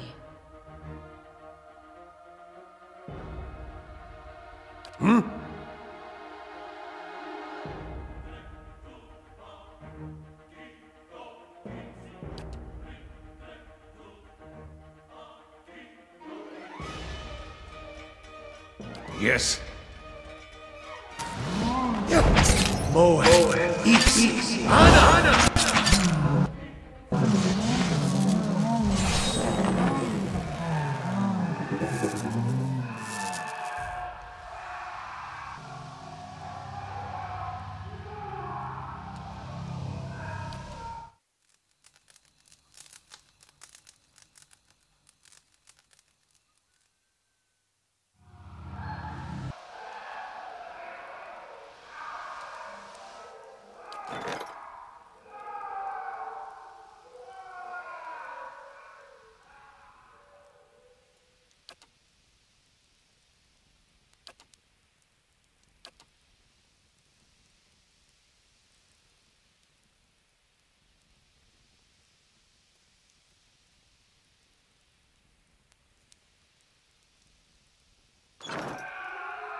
I'll take care of it. I shall be discreet.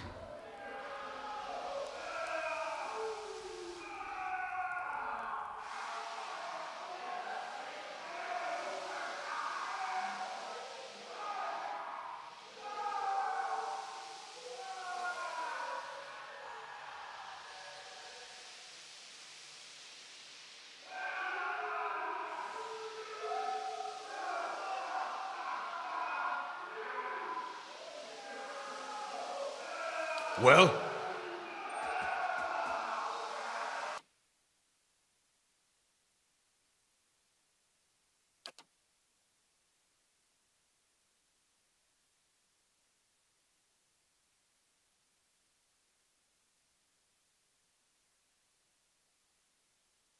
Hey.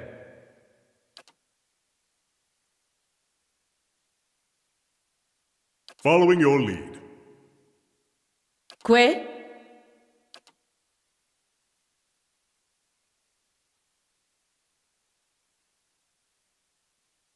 Yes?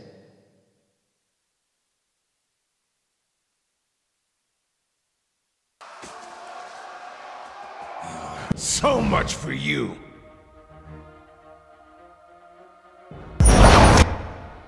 Yes?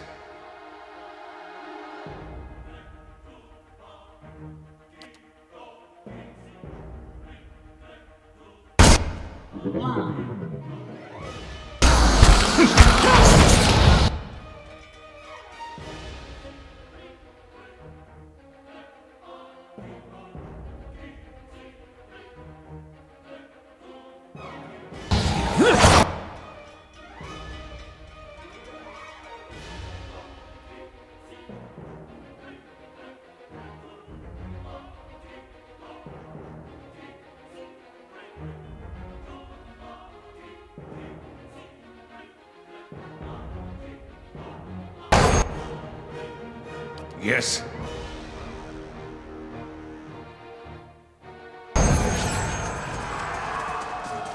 So much for you! I have them!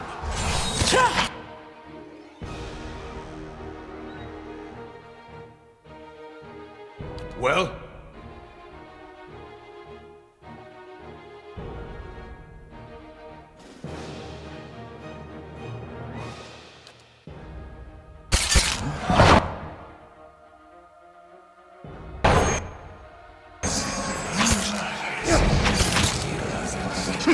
I have them!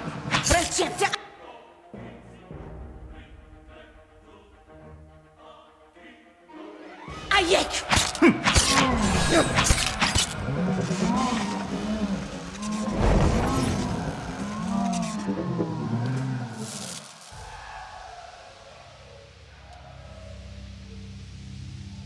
As you wish.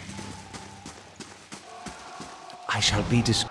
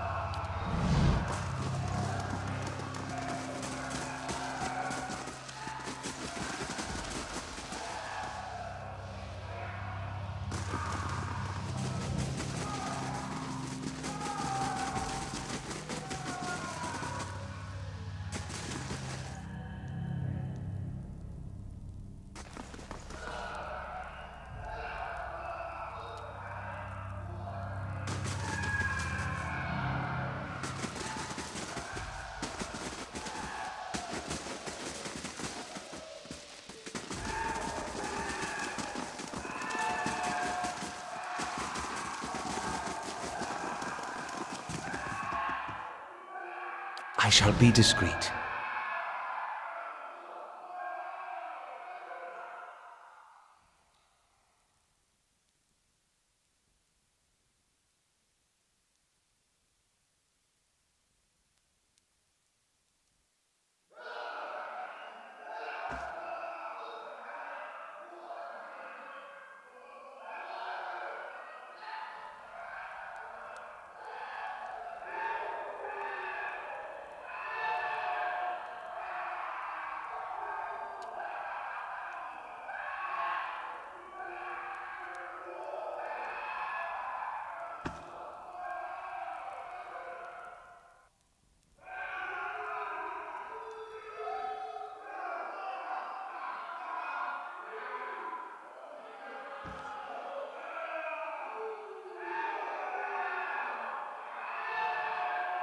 Greetings.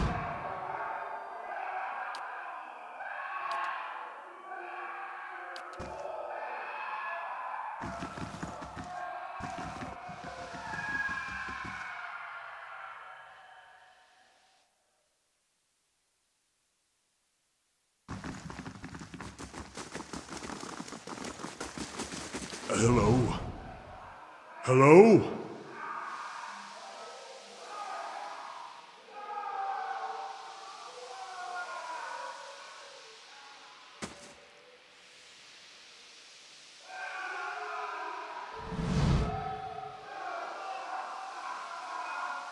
What have you done? You've been experimenting on patients against their will, mingling their souls. I've witnessed it with my own eyes.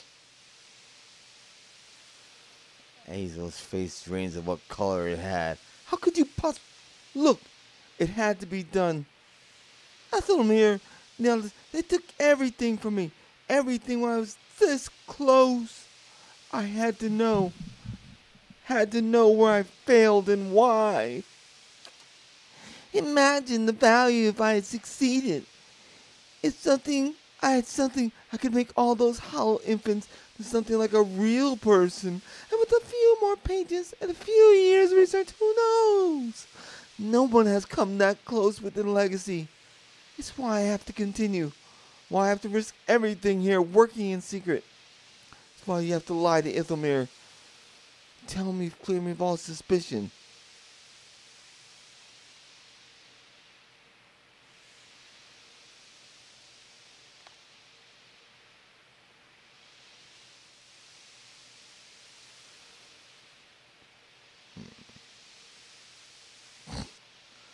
Don't expose you for what you are. Then I can't let you get in my way either. Waeodin Legacy.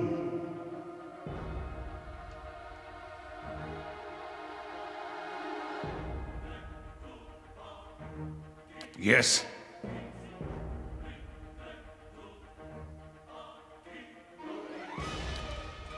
You brought this on yourself. Hey.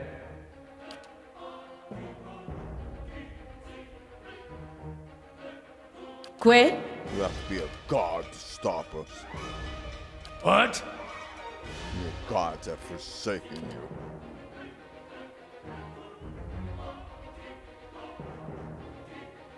I?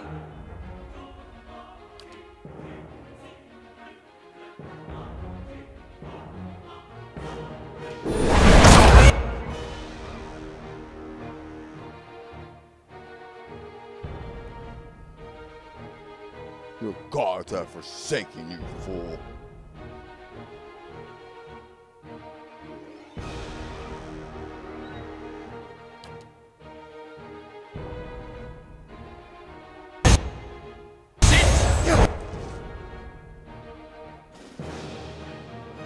Yes? Gods have forsaken you. Erik! Little fool.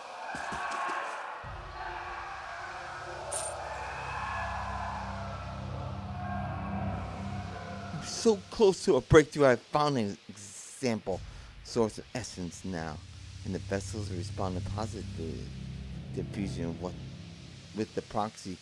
Human trials are the next logical course.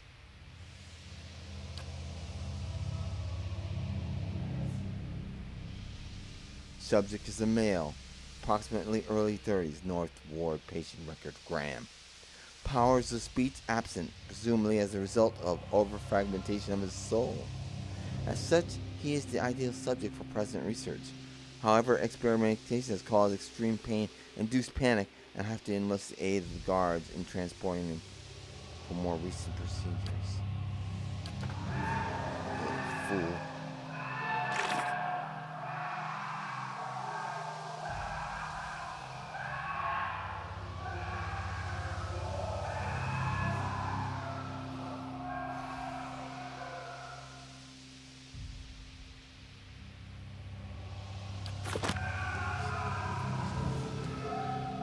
As you wish.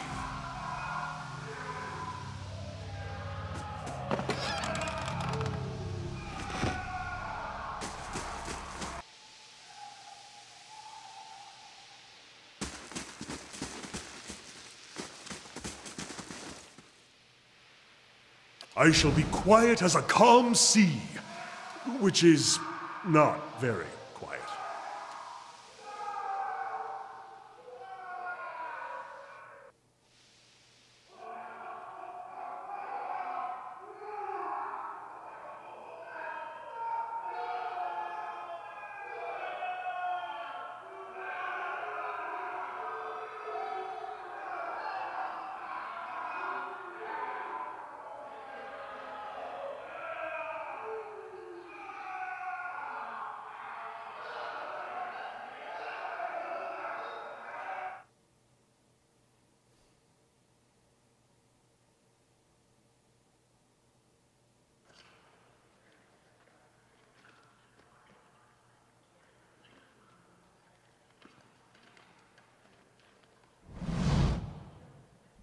What the blazes happened down there?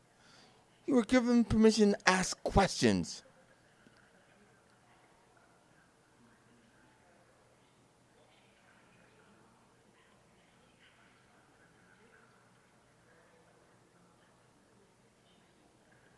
I had things under control till I killed the leaden key spy, at which point he possessed a flesh construct.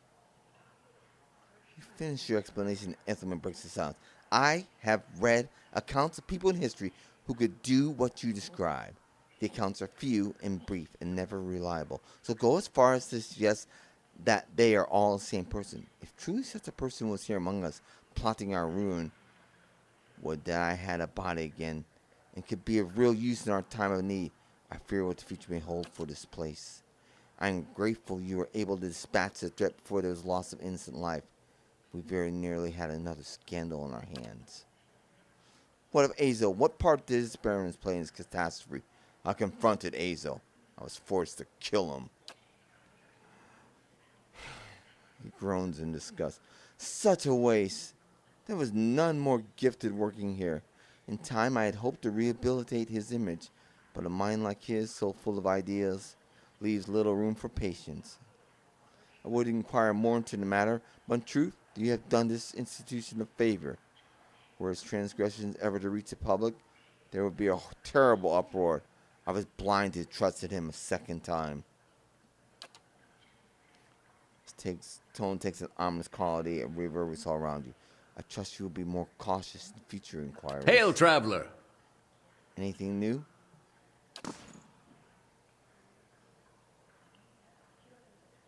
Trance.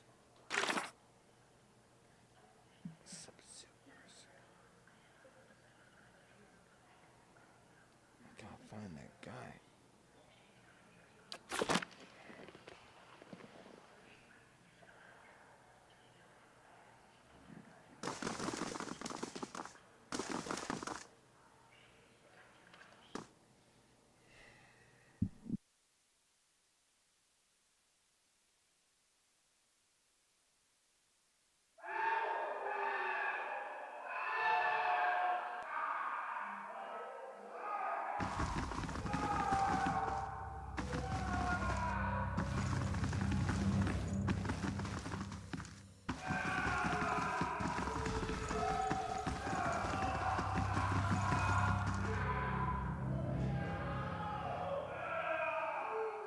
I'll see it done.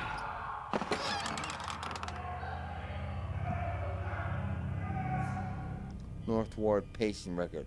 Backseat, the pale lady. Subject is female, mid-40s, awakened to a past life as a serial murderer, which now frequently emerges as sole dominant personality. Subject vacillates between violence, fear, depression resulting from guilt to past deeds. Weak candidate for present research. Subject is male, approximately 30, power speeds absent, pursuing result.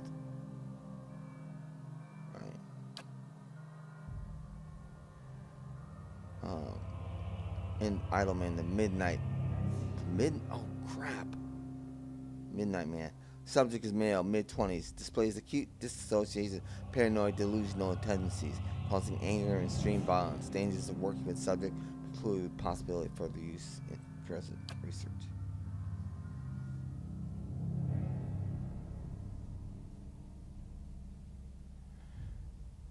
North Ward patient Uskrim. Subject is male, approximately 17 years of age. Admitted for episodes of catatonia, followed by occasional violent outbursts.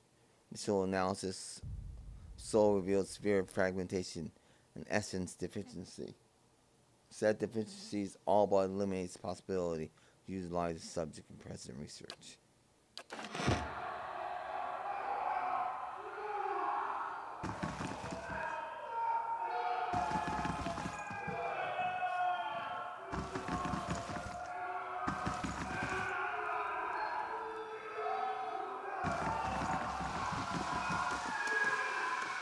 Hail and well met.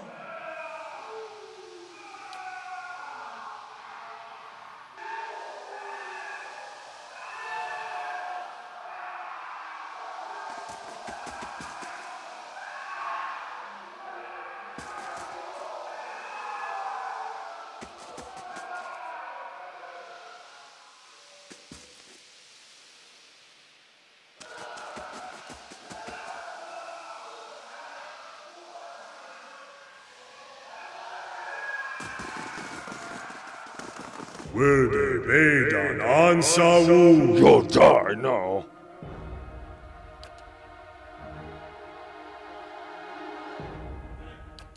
One last roll. Hey, Tell me.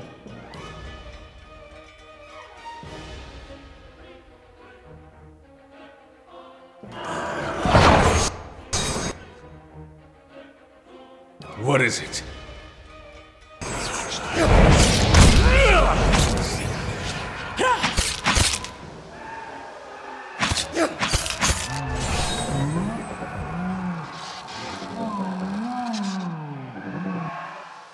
Die.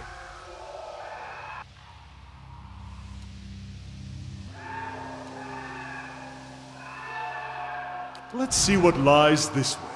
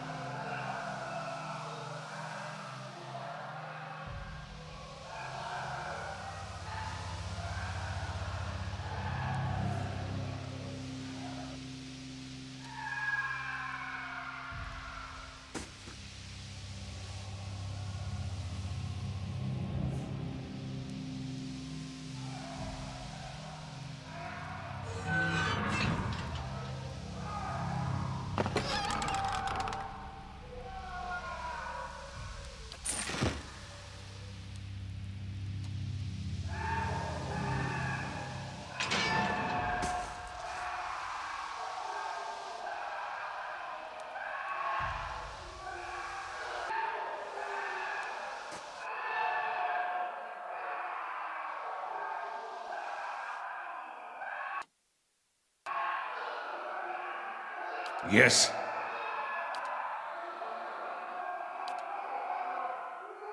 Waeodin Legacy.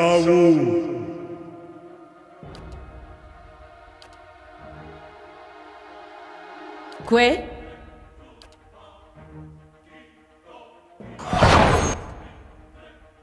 On your word. What is it?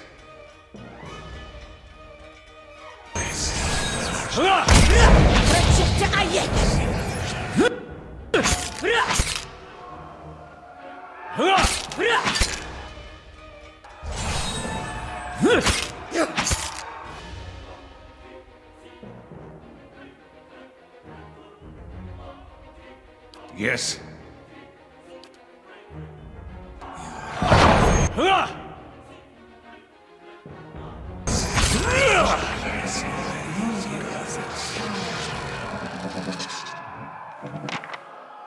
I have to kill every construct here, I will.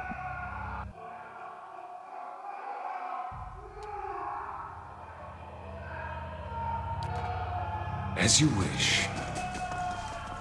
Eyes open.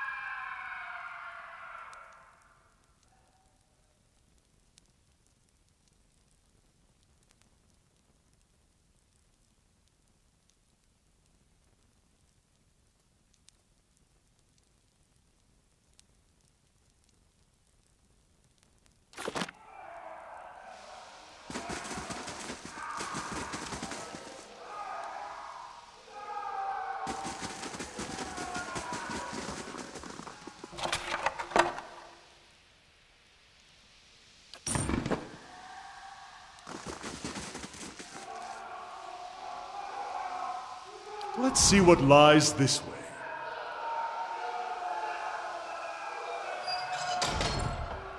Hey. All right, then.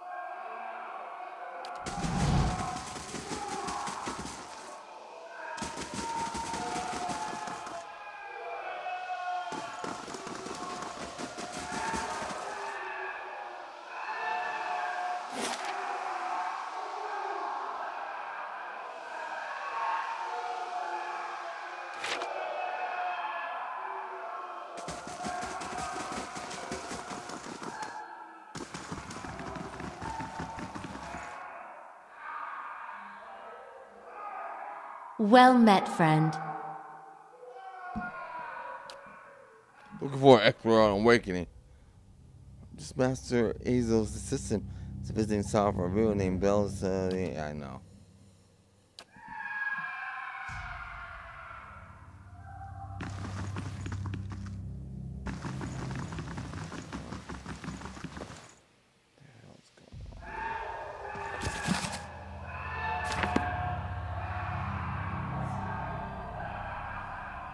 Mordred looks up, yes.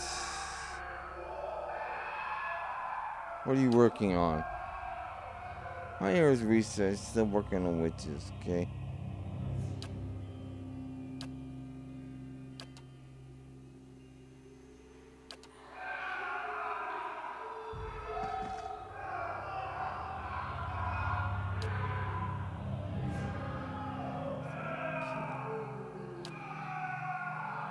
Lack of dust on the trunk surface, long scratches on the tile floor, and suggests that the trunk is frequently used and moved throughout the laboratory despite its considerable size.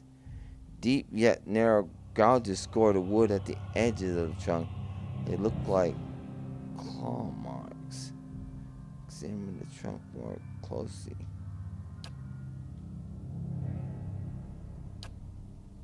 I need to find the key. Hello?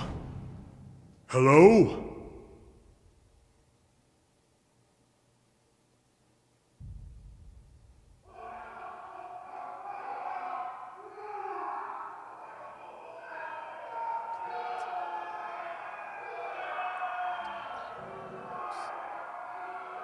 What's he up to?